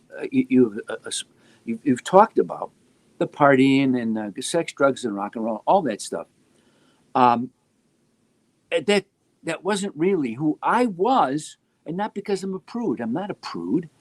When you have a daughter and you care about the people you have, and I had a son, there's a responsibility if you've got half a brain to try to set an example for these children, because it's no longer just about you. And this is what rock stardom requires. It's me, not you. And I always was grounded in the fact that I had responsibility. If you don't have responsibility, do whatever you like. But if you do have responsibility, you owe it to the human beings, some of which you brought into this world, to be a somewhat responsible person for not only their well-being. Oh, look at this. Why did she marry him? Okay. Because he shaved. I did shave. She married me when I was a greaser. Not greaser, but that's how she met me. When I was 17, she was 15. So I never had a beard. I never had a mustache, and she hated it. And I shaved it off. I got more sex. Anyway, I should have done that. Damn McCartney and that mustache. So it was. Okay. What's the question? Well, good for you. You know what the thing is, you obviously had this lifestyle for a long time. It's that sort of family values lifestyle that's definitely on the road with us now, because you and Alice have that in common, that both your wives are on the road with you. Alice's wife, Cheryl, she's in the show. She's either the ballet dancer or the Bloody Bride, or sometimes she's Cold Ethel. It just depends on what character she takes on, but she's on the road with Alice. She's on the tour bus with us as well. So it is a very, we say, if you want that crazy, crazy lifestyle, perception is better than reality. And it is a grand illusion. I tell people it's a grand illusion all the time. I don't, Here's the thing. I do. Kids, when people say that bands break up, like Styx, over musical differences, bullshit. Yeah, that is. Well, I think people are smart enough to realize at this point, what is musical differences? Musical differences is just writing a song with someone. You're going to have musical differences on every single thing you write with someone. Usually, say it again. You get two musicians in the room, there'll be three opinions. That they're always there. Everybody thinks that, what if we do this? Okay. Did you ever try to get in the kitchen with your mother and grandmother and make a stew? I dare you. This is what rock bands are. Sure. So when they say, creative differences, bafangu. Here's what breaks it up. Two things, in my opinion. All right, ready? Number one, drugs Yep. and alcohol. That's Yep. You want to know why? Because when people are doing drugs and alcohol, they're not in their right mind, and they will say things and make decisions that are so poor that you couldn't quantify it in any way. You know this. Maybe some of you are there right now, you're high. Not the time to make a judgment on mortgage payments. Bad time. This is it. Drugs and alcohol. Somebody's doing something, acting crazy. And number two, most important reason, the drummer screwed your wife. This are two reasons. Is that really? Wow. Poor Glenn Sobel. Poor Glenn Sobel. But wait, that means somebody's wife is. Wait a second. Glenn Sobel. Glenn Sobel's our drummer, by the way. So let's move on. I've said let the people speak, and then I've been speaking this whole time. Our first question does come from Chalfant because he has helped out so much with this script all throughout the week. He has a question. What is the one song that you wrote that you thought should have become a big hit, but for some reason it didn't? Yeah, all of them. No. You've written more songs for Styx and with your solo career, but more songs for Styx than anybody else in the band. So yeah, all of them? No. You already have 7 of the 8 top 10s. There was a song. Babe was a hit. It was a #1 record. It was never supposed to be a Styx song. I did a demo with the Panazzos. It was a birthday present for my wife. I went in there with it's a great story. I won't bore you. It's great. No, story. I want to hear the story of Babe because this is really, really important because that song is my whole Ringer reference what I was talking about earlier, and you didn't know who Ringer was, and you know, and Kip and Rob and everybody, Reb and everybody else they're great guys, but the stigma of a band for Winger was on a T-shirt in Beavis and Butthead, and they were stigmatized by it. In some ways, Styx was stigmatized by that song. No, Absolutely not. Biggest lie ever told in the music business. okay. Let me hear it. We just done Pieces of 8. Got off the road, and it was my wife's birthday, and I said, I'll write her a song for her birthday. She stuck by me through thick and thin, and that was it. So I called up John and Chuck, bass and drums. He went in to where we did our demos at Pumpkin Studios, and I wrote it on grand piano. I was going to play it and sing it. The grand piano was out of tune. Said, Letty, what's wrong with you? I'm telling you, come here, demo. The grand piano's out of tune. Okay. He said, in the corner, Fender Rhodes. A Fender Rhodes piano. Bobby White. His piano. Who's Bobby Whiteside? I don't know. So they rolled it out. It's a demo. It doesn't matter. Triple R. Oh, it's my wife and the relatives. That's it. 88 key or 73 key? What was it? Was it a 270? It was hot. I had to have someone come in. So that doesn't exist. That's not real. Listen, nothing I say in this show has been real. I made all this crap up just for your entertainment. So anyway, I go in there, and if you ever played a Rhodes, they're different. I played Wurlitzer. I had one, but those are different animals, man. The Rhodes, you hit it too hard, the tines go ding. You got to know how to play it. I don't know. Distinctive sound. That's how I knew it was a Fender Rhodes, because the minute I heard that song, I can hear it in my head now, that song, and it's like it screams Fender Rhodes. It just does. What does it matter? It's something from my wife. Nobody else is going to hear it. Doesn't matter. It could be on harmonica. That's my wife. I'm just trying to do this to get out of buying her jewelry. You played it for the fucking record company, didn't you? You played it. Somebody from the fucking record company heard it. I guess it had to happen. Roll tape, all that stuff in the beginning. All that stuff that's going like this in stereo. I was just nutsing around on the piano, and he recorded it. That's all. I'll do this. Oh, look at how these notes sustain, because it's Rhodes, right? And so I do the demo. JY and Tommy are on vacation. They're out in the Bahamas someplace getting skin cancer. So nobody there to sing the hook. I sing all 3 parts. Triple R. What does it matter? It doesn't matter. It's for my wife. You win true, because it's for your wife, but you win a little Paul McCartney in the studio. You can admit to that. at the end, ooh, babe, that's me doing A little bit, just a little bit. Yeah, and he sued me. So No. I'm not saying you went you the song, but just the fact that you played all the instruments, you started going a little Paul McCartney. let me go. Let me tell you. Let me finish the story because I'm an Go idiot. ahead. No, I take it home. It's on reel to reel. Remember, reel to reel.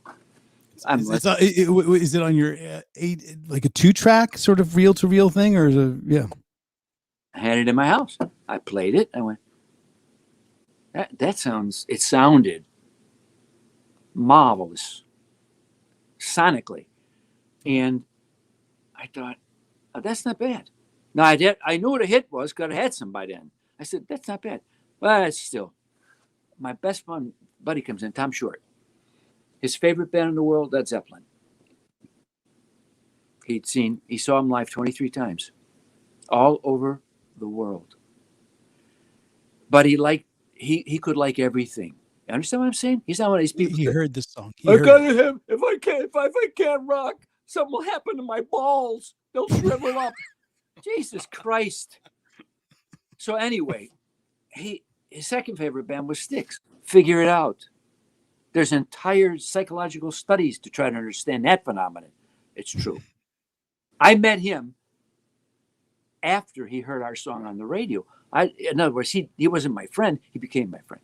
So he said to Babe, he said, that's the number one record. Oh.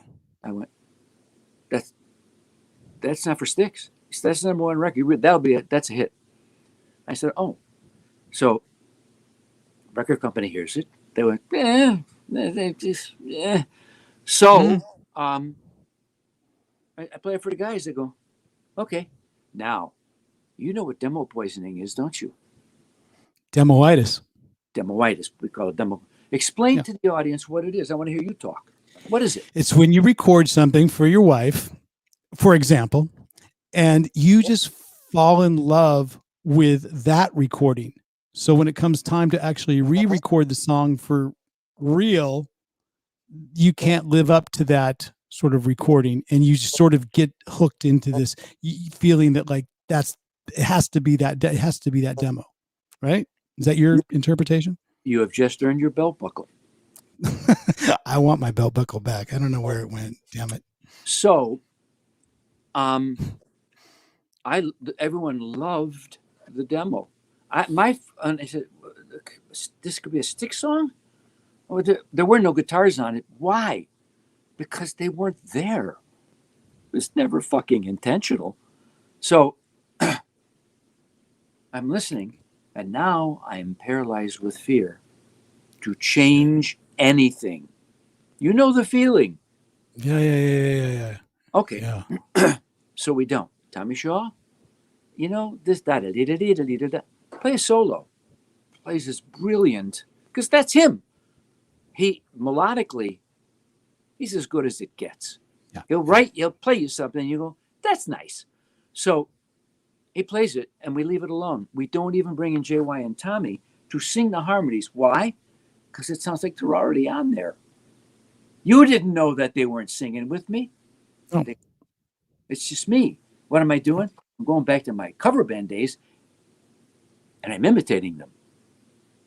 There it is. And there's this. So it has the misfortune for all the heavy metal, testosterone shy human beings in this world who only ever want to rock. I get it. This is what you like. Who am I, some old fart, to tell you what you like? But I'm sorry, music's too big. You see it? Yeah. No, music, you can't see my arms, but they're way out here. And I just point to Elvis sings Hound Dog, then sings Love Me Tender. And you know what I thought? I love them both. So when you can't love them both, I understand. I just think you're missing out on so much more. But who am I to tell you what to like? You want pineapple on pizza? Bafango, I don't care. I'm not having it. Okay. So, but for me, music is anything that's great. You just had Renegade. You just put out Pieces of 8 with Renegade, and that was about as heavy as it gets. Check this out. When Tommy brought Renegade in, It was an acoustic guitar song in 3-part harmony, like Helplessly Hoping. That's what it was. Matt, you know the beginning? Oh, mama. Mama, I'm in all- fear for my life from the long arm of the law. Boom, boom. Yeah, of course. And then all 3 guys sing the harmony. Oh, yeah. That's just Oh, mama, I can hear you. me. You're so scared and all alone. And Yeah. that's just me and Tommy. Nobody else. Imagine that song, like that part with the acoustic guitar behind. Oh, mama, I'm in fear for my life from the. This is the demo Tommy brought into me.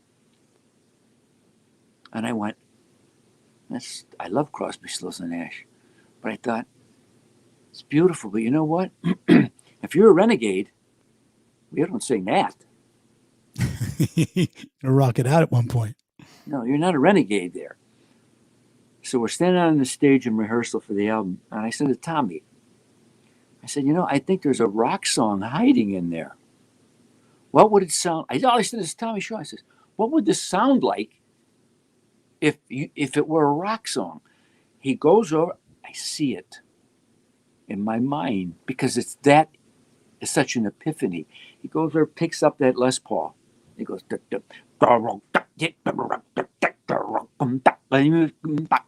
he starts playing that. And I went, that don't suck. And then John, he was big on the up. You know how he plays on the up? Yeah. Okay. That was the thing.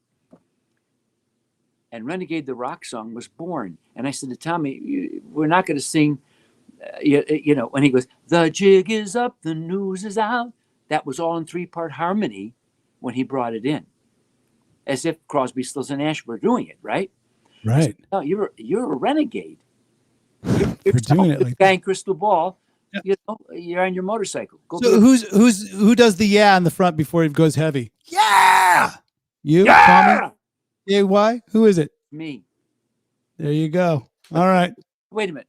The Pussy Balladeer. Who would go on to write Babe? You don't know nothing about Styx. Not you. I'm talking to your audience. I got you. These records that you like or hate, whatever you like. Nobody cares if you hate them. Get off. But if you like them, they were made by 5 mooks in a room, living and breathing off the strengths and weaknesses of each other. So when I say I turned Renegade into a rock song, I did. But it was just sitting there waiting to be a rock song. And Tommy brought it in. Here's how it goes. If you want to, and that's the band. That's the band. Damn, I'm telling you, man. You can see from the smile on my face, folks. They don't see me smiling this much. I mean, I'm a smiler, but I'm not smiling. You know that I've listened to these albums because I can give you these stories. I know, come on. We talked about Jennifer for Christ's sake, but wow. We're going, wow. Huh? Yeah. How about that, baby? I yelled, hey. And I said last night, I was talking to my son. He's my LD. Is he? He played in this volume 2, 26 he played Isle of Misanthrope, the last song on the album. Check it out. There's a video on YouTube. It's free. So I looked at him and I said to myself, Matt, I'll be damned if I know why I did that. Why did I scream there? And I have no idea why. I was the one that did it. I don't know if it was like, I just did it and we kept it. Perfect. Dude, it makes the song. I mean, come on. It really does. It helps. Tommy never gave me a dime. Anyway, Tommy goes like this. Tommy would do this. He'd go, wah! And he's got that higher voice. Yeah. It's the water in Birmingham, Alabama.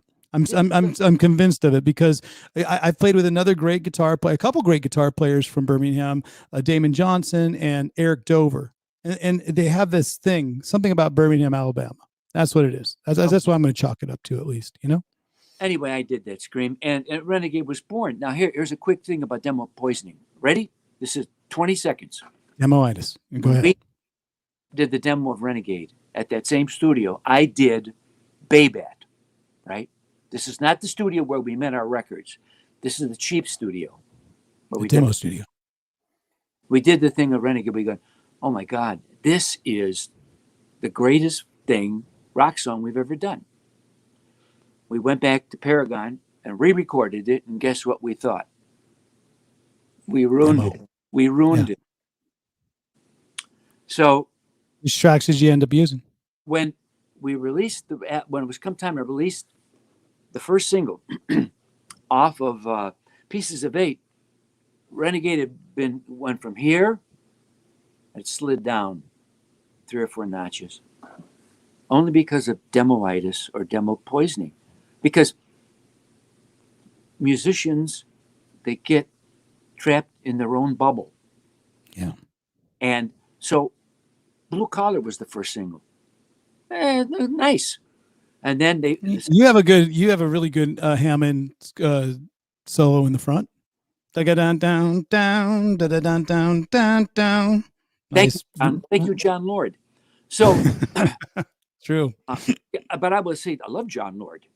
But truthfully, I think that thing is as good as anything he did with chords. That's what I think. And all the Deep Purple fans are going, this guy sang Babe. He can't do anything good. So yeah. That's as mad as the guy who screams yeah in the front of Renegade. That's power chords right there. And I tell me that's root 5, and just going da da dun dun dun. Yeah, with the root all open. Anyway, yeah, because that's what makes things heavy. You can't play the thirds in there. Well, so anyway, that's my story of Renegade. So we didn't really. Renegade was flipped. It was on the flip side of Sing for the Day, which was the second single, and the DJs would come and see us play it live and go, "Oh, that's better than that." They flipped it. And that's how they played Renegade. That's how Renegade became the single. I love it. Even though it had nothing to do with the question that Vic Shelfon had originally asked way back in the front. What did he ask? He asked, was there a song that you wrote that you thought should have become a hit, but didn't for some reason? And you said all of them. It was a hit. Babe was, I told you the Babe story. Babe was released. Yeah. And then there was another song on Cornerstone called First Time. And the record company called up.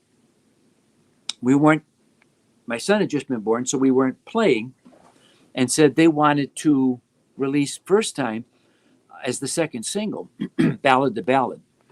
And they said they had 6 Parallel 1 radio stations. Now, kids, you don't understand this. A Parallel 1 would be the biggest radio station in your town. Now, those Parallel 1s play hits after they've been a hit everywhere else in the country. They don't play them until they're already proven. New York, every major city had one. Chicago, that's what broke Lady the first time. So they said they had 6 Parallel 1s. They'd added the record and were playing it without it being released. You know what that means? That never happens. And so they said, it's got to be that. And I went, okay. I have a new son, just been born. I said, okay. And then a couple of weeks later, I get a call from the manager who says, Tommy Shaw is going to quit if First Time is released. Now, did anybody else in the band say that? No, just Tommy. Yeah. So there was a big brouhaha. Everything blew up. There's a million stories to this. I'm not going to tell them. I ended up being kicked out of my own band. Yeah. Oh, wow. Okay. So that song First Time is what sort of caused the initial sort of maybe tiny pebble that turned into this big snowball. Yes, effect. But it wasn't the song, because when we did Babe and we did First Time, recorded them, nobody said a word. Nobody said, oh, this is that or that is this, except our manager, who was afraid of all ballads would ruin the integrity, if there is such a thing, in a very closed-minded way. We're 10 years after, we can't do anything but the boogie. No, music is big. So, so here we go. First Time. Okay. So it had nothing to do with musical style. I think it was the Little Green Monster. What's that Little Green Monster? Not the one in Fenway Park. That's the Big Green Monster. It was Envy. Tommy had Envy. 3 releases from Pieces of 8. I didn't write a song good enough that deserved to be a single. He wrote 3 songs, all 3 of them, and none of them reached the top 10. None of them. And I had written Come Sail Away, the single before Pieces of 8. That reached the top 10. And then I come back with my next release, and it goes to number 1 and wins the People's Choice Award. Right. So it Damn, wasn't yeah. about, I'm afraid ballads will kill us. We just proved already that Cornerstone had sold as many albums as Pieces of 8, which are very different kinds of albums. And so that's what happened. So, but cooler heads prevailed. I was back in the band in a month. And then the next album was Paradise Theater. And the first release off Paradise Theater was The Best of Times, which was Best of Times, and went all the way to number 3. Yeah, I mean, it was a ballad. Here's the thing. All you guys are just like rock. I've said it before. You know this. Back in those days, top 40. Lighters up. You want to reach as many people as possible if you're in a band. You don't want to confine your audience. If you have the ability to write a bunch of different kinds of songs, you do it. Okay? So we could do it. You were writing power ballads before the actual 80s bands made power ballads a thing. In 1972, I wrote Lady, the first minute and 6 seconds of anything anybody ever heard about Styx. It's a pop ballad. Think about it before the guitars come in. There's a piano and a guy singing, a little synthesizer. La, la, la, la, la, la. That's all it is. And all of a sudden, you're my ba-da-dum, bam, bam, bam. Oh, there was a guitar player hidden in the closet. And you know why we did that? Because I had pop melodic sensibilities, and JY wanted to go, da-da-dum-da. Look at me, I got Marshalls and Fender Strats. And I like Jimi Hendrix. Those two styles came together.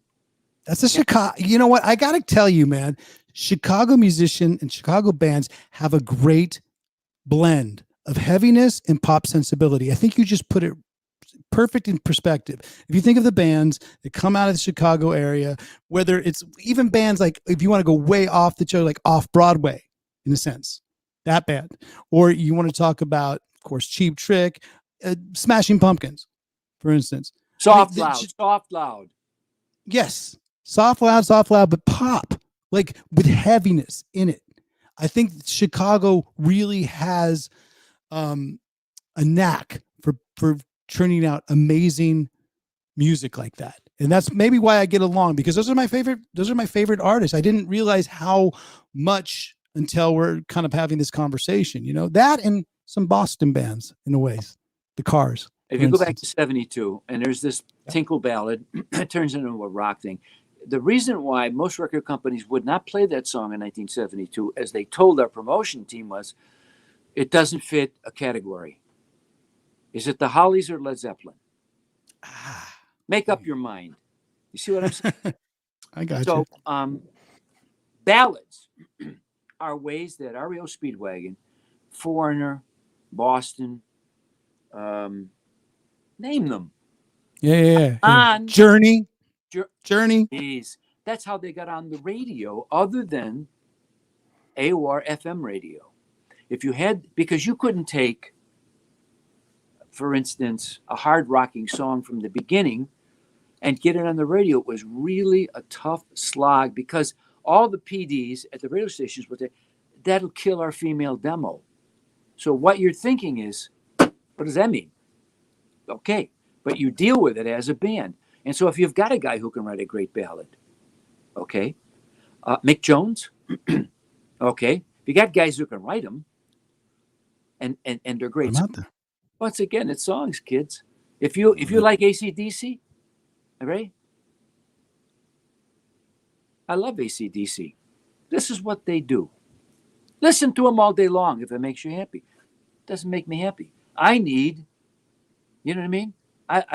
You need a good ballad every once in a while. A good song. I don't care. It has to be a ballad. It could be a cha-cha. Not that AC/DC doesn't have great songs, and they're straight ahead and they're rock. But yeah, I have not heard an AC/DC ballad yet. Here's that to their credit. Yeah. To their credit. Here's the album I've never seen. AC/DC does romantic ballads. I don't think so. Not selling. I don't But know. look Yeah, at, I don't see a Dennis DeYoung AC/DC tour happening anytime real soon. the first Beatle album, right? It had Till There Was You from the Music Man. Love it. Damn. We haven't even been able to talk about the musicals yet. I've been so like entrenched and into this about, you know, with these stories that you're coming up with. Dennis, we're going to definitely have to have you come on for a part 2, if you don't mind, at some point where we can just sort of take on the other stuff, because I've been really enjoyed talking to you. I have a couple more questions from fans, and I want to get to them before our fans have to go to bed in Australia, because it's probably tomorrow for them watching right now. But hey, all you people down there with your didgeridoo, stay awake. This is not worth listening to. I guarantee it. Well, I think at Brandon Cook _TO has a question called, how do you feel about Spotify and other streaming sites regarding their royalty payouts? Fair or unfair? And I think you might have just covered that a little bit earlier, right? I did cover it. They're robber barons. They made a deal, a backdoor deal with the 3 major all the labels.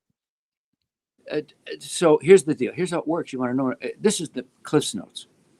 Yep. The record companies own masters to all the records you love. This is in your record deal. They went in, Spotify shows up, and they say, well, we're going to stream stuff. And the people at record companies go, oh, what's that? So they invent this thing. And the record companies go, wait a minute. Nobody has to work in a warehouse. I don't have to buy plastic for CDs. I don't have to do this. All the costs I'll save by never manufacturing a real thing again. I give these guys the thing. It's there. They send us money. I still get my cut. Okay. But here's what they did. That would still involve paying the musicians in a fair manner. But they went in the back door and made a deal where they took stock in the company. If they took a big portion of the licensing, then that money is not due to the musicians who created the music. Understand? It's different. So it becomes more promotion. So all it is they take the money off the top. The musicians at the bottom of the totem pole again. Spotify, they're in debt, aren't they? They don't actually show an actual profit as far as I know. Kind of like Amazon for many, many years. All they're doing is abusing monetarily copyrights that were paid for with the blood and sweat and tears of the musicians and the original record companies who gave those bands money to make those records. That's what it is. What more can I say? And nobody out there is going to go like this. You know what a schmuck is? Somebody who pays for something that they can get for free. And that's where you and I come in. If they can listen to our music for free, people are going to do it. It's human nature. Music's become promotion, and a T-shirt actually is the only thing you can sell these days, unless you have a tangible piece like vinyl. And is 26 East, Volume 1 and Volume 2, do you have that available on vinyl? It is on vinyl, but the guy already told me they only make so many. And you look, that's true. They only can make so many. You are backing the return of vinyl. I think you should buy stock in horseshoes as well.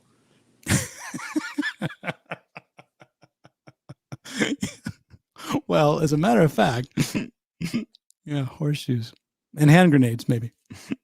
Next question. You got it. Thank you, Brandon. I hope that answered to you. So obviously, fan, not a fan? I'd say not a fan, Brandon, of Spotify. But at Tabitha's dad _Ray Mob, what was the writing process and recording process like for Paradise Theater? Because we've talked about pretty much up until after that was right after Pieces of Eight, and then the band was there was this. Again, urban legend. I don't know if it's fact or fiction, but is it fact or fiction that Tipper Gore thought that there were satanic messages in Styx songs on that album? Well, Tipper was over at my house one day for tea and crumpets. No, that's further down the line. So if you're going to have me back, let's not cover everything. Let's just go to Paradise Theater and say, joyful. Joyful. Who was It was joyful. I played a lot of golf. Vinny will be happy to hear this. I played a lot of golf during the process. Vinny will be happy. Alice will be happy. Ryan Roxie is fucking happy because I play golf every single day. I played 4 times last week, so we're playing golf next time we get together, brother. Look at it's a game where it's always challenging. It's the setting is beautiful, and what sport can you have lunch?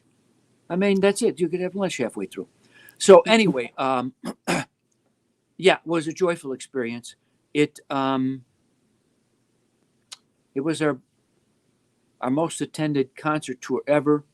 People still talk about it. It was good enough to revive in '96 when we got back together again. Yeah, no, Paradise Theater was magic. There you go. Yeah. Well, I love the album again. It was one of those albums that was like right in my 8-track. I think I had it on 8-track at that point because that was the amazing fidelity that they had. Went like this. Tonight's the night we'll make click. No, it would be a fade. It would be tonight, part 1, then reprise, come back up, and you'd be like, why would you do that to a song? Fade it in and fade it out halfway through a track, whatever. All right, last question from Let the People Speak, because this comes from @Pax Official. Yo, Pax Official. What is your favorite Styx song you didn't write? He wrote them all, folks. No. There was a lot. There was lots, but you are the predominantly dominant Styx. You wrote more Styx songs than anybody in Styx, right? That's true. Well, until the moment I was I had written more songs than everybody else combined. Aye. Yeah, that's a lot. So I would say it's really a toss-up between Triple R, Fooling Yourself, okay, and I think Crystal Wall. I think those are Tommy's 2 best songs. You liked Renegade as well. Renegade's great. I mean, because of course I love it, but it's not. It's like that's like I said, Crystal Ball. Fooling Yourself. The insight into the struggle of everyone and about where should I be going, what should I be doing. I wish I had a crystal ball so I could know which way to go. And Fooling Yourself, Kami said he wrote it about me. And as he saw me struggling at times. You see the world through your cynical eyes? You're a troubled man, I can see. Yeah, he said lyrics. Are you a cynical guy? I don't like just in this conversation that we've had, because we've just, folks, you'd think that, Dennis DeYoung and I go way back. We go way back about an hour and a half because I've always wanted to talk to you, but you're one of those guys that we haven't crossed paths on the road for ever since I've been at least playing with Alice and my own stuff. But are you a cynical guy? I'm a cynical optimist. Okay. Here's what Tommy didn't understand about me. You see, he was playing in a bowling alley in Montgomery, Alabama, in an acoustic duo with his buddy, when he got a call because John Serleski, the original player in Styx, after Equinox quit, didn't want to be on the road anymore. So out of nowhere, we were on a tour with Aerosmith. We had dates that had to be fulfilled. Our road manager, Jim Vose, knew Tommy. He said, "This guy's good. Do you want to audition him?" He came up to my house in Park Forest, Illinois, and he played some reel-to-reel tapes of songs he had written. We went to the piano. Somebody had to cover the high, that real stupid note, because that lady note, I think, is what's part of what got him his gig, right? It is what got him his gig because it was our only hit. We had to duplicate it. He came in, nailed it. That's step 1. Step 2, played me the songs. I go like this. "You write that song?" "Yeah." "Is that you singing?" "Yeah." "Who's playing acoustic?" "Me." I went, His electric guitar was in a case. I had a little amp set up. "Who's playing that?" "Me." I just looked at the guys. I said, "That's him. That's him." Because he'll cover Lady. He's a songwriter and a singer I never knew what Tommy Shaw was like on stage.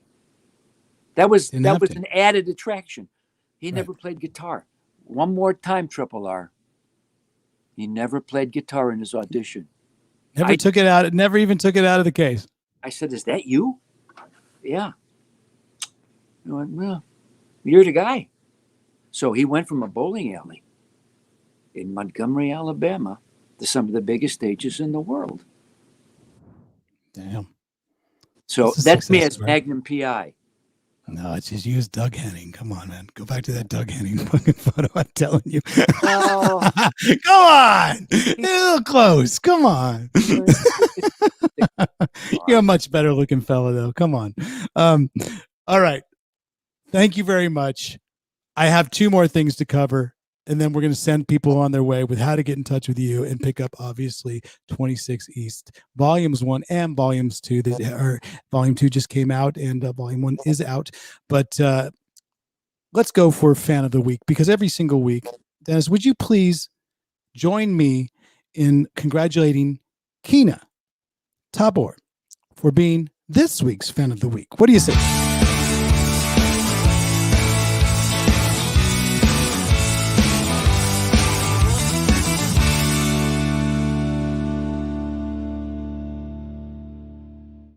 And there she is, Keena Anna Tabor. She is our Fan of the Week. She's part of the RGA. She's part of the Roxie Guitar Army. That's me signing the back of her shirt. It hopefully didn't become another tattoo of hers, but she does have a few.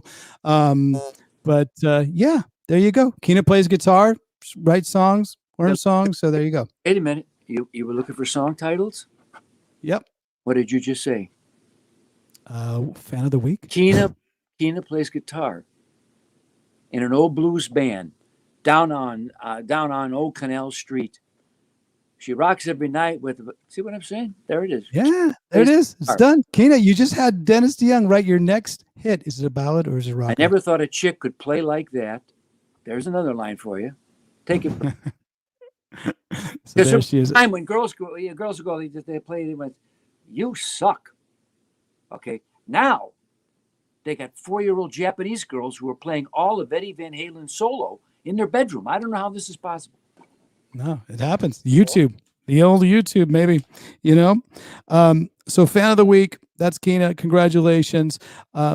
Next week on In the Trenches, we are changing our dates. You know what? This is history, Dennis. Next time you come on our program, you're going to be on a Friday, if that's okay. But this is our last Tuesday that we have because Chalfant, who I usually call Vic, but now because Dennis has known him, Chalfant, he shall always be Chalfant, has to change his schedule around. We will now be live streaming on Friday. So our next guest will be Billy Rowe, and that'll be next week, next Friday. And I believe that is, I want to say Friday, April 26th. Okay. I don't know. I don't have a calendar in front of me, but there you go. I don't know. Don't worry about it. It's all good. It's been more than a pleasure having you on, Dennis. I want people to get in touch with you and find out more about the new album, 26 East. Please let them know. Do you have any of the sites, Vic, that you want to put up for those of you that are listening to on the audio? My face. Don't go there. Don't go there. Go to my Facebook page. I read everything and I write everything. If you read that stuff, there's no stooges, no bots doing that for me. It's me talking. And you can go there, but all you got to do is go to YouTube or wherever you go, Amazon, Apple. This stuff is available. It's not hard to find. I see wherever fine music is stolen, that's where my stuff will be. Wherever fine music is stolen. Yeah. You can buy both episodes. Yeah, and go to Facebook and you can go on YouTube, look at, next time we talk about Tom Morello. Dude, that was going to be the whole show. We were supposed to talk about Tom Morello and that song because on Volume 2, your newest album, you have Last of the Guitar Heroes. I thought question. Huh? I thought that would have been your first question. You know what, though? It was supposed to be, but Chalfant said, save it till the end. Save it till the end. And I almost forgot it because... Tune in next time. We'll tell the famous Tom Morello story, who actually said to me one time, Watch me pull a rabbit out of my hat. That's what he said. There you go. Tom Morello does Doug Henning magic on the next In the Trenches. And you can start growing that mustache. And I shaved today for you, by the way. You have to Missed the spot. I know. Well, shit, we're going to run across each other at one point. We talked about going out on tour. It doesn't look for you until 2022, right? Say hello to Vinny's and tell him Dennis said better to play 18 than to get the COVID. Check it out. We're going to be playing 18. We're going to be playing whatever it takes, 9, 18, 27. We'll play golf together. We're going out with Ace Frehley between September and October. Everybody cross your fingers, hold your thumbs, do all those kind of things. Do all the things that you're supposed to do to see us musicians play live, which means, just adhere by all the rules, be cool, and let us do our job. Let us go out there and start rocking and rolling for you, because that's what we live for. That's what we love to talk about it, obviously, but there's nothing like going to play a live show and seeing your favorite musicians play. And who doesn't want to see Dennis play all these songs and more? And I mean, I didn't even get into the fact of how much I want you guys to, do one final go around with Next these. time. Yeah, we're going to talk about that. All right. About robots. Oh, you can talk to me all about robots. We can talk about, what the fuck? Is the go around going to happen? Because I know you're doing the sort of long goodbye with volumes 1 and volume 2 of 26 East, and that's okay. But I think people do want to also see, obviously, unfortunately, we can't have the all original members because the two greats have passed. But I would like to see that front line out there, of course. And I know maybe it's in the back of it's in your head a little bit too. It's in the front of my head. All right. Well, guess what? I didn't know how this conversation was going to go. I can't thank you enough for making it beyond what I thought it would be. It's been great. You've given us so many great stories, so many inspiring things to talk about. I'm going to go back and watch this again. Hopefully all of you do too. We'll see you next week with Billy Rowe. It's on a Friday, so look out for our sort of advertisement on that. But any parting words that you have, words of wisdom, Dennis DeYoung? You've given us so much today. Golden rule. What is it? The golden rule: do unto others As That's they what have we done to have you. for each other, because deep inside, we are all the same. I love it. Dennis, we'll see you again next time. There definitely will be a part 2. All right.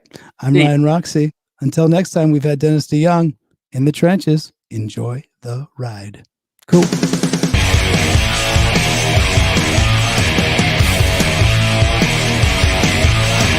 the Trenches with Ryan Roxie.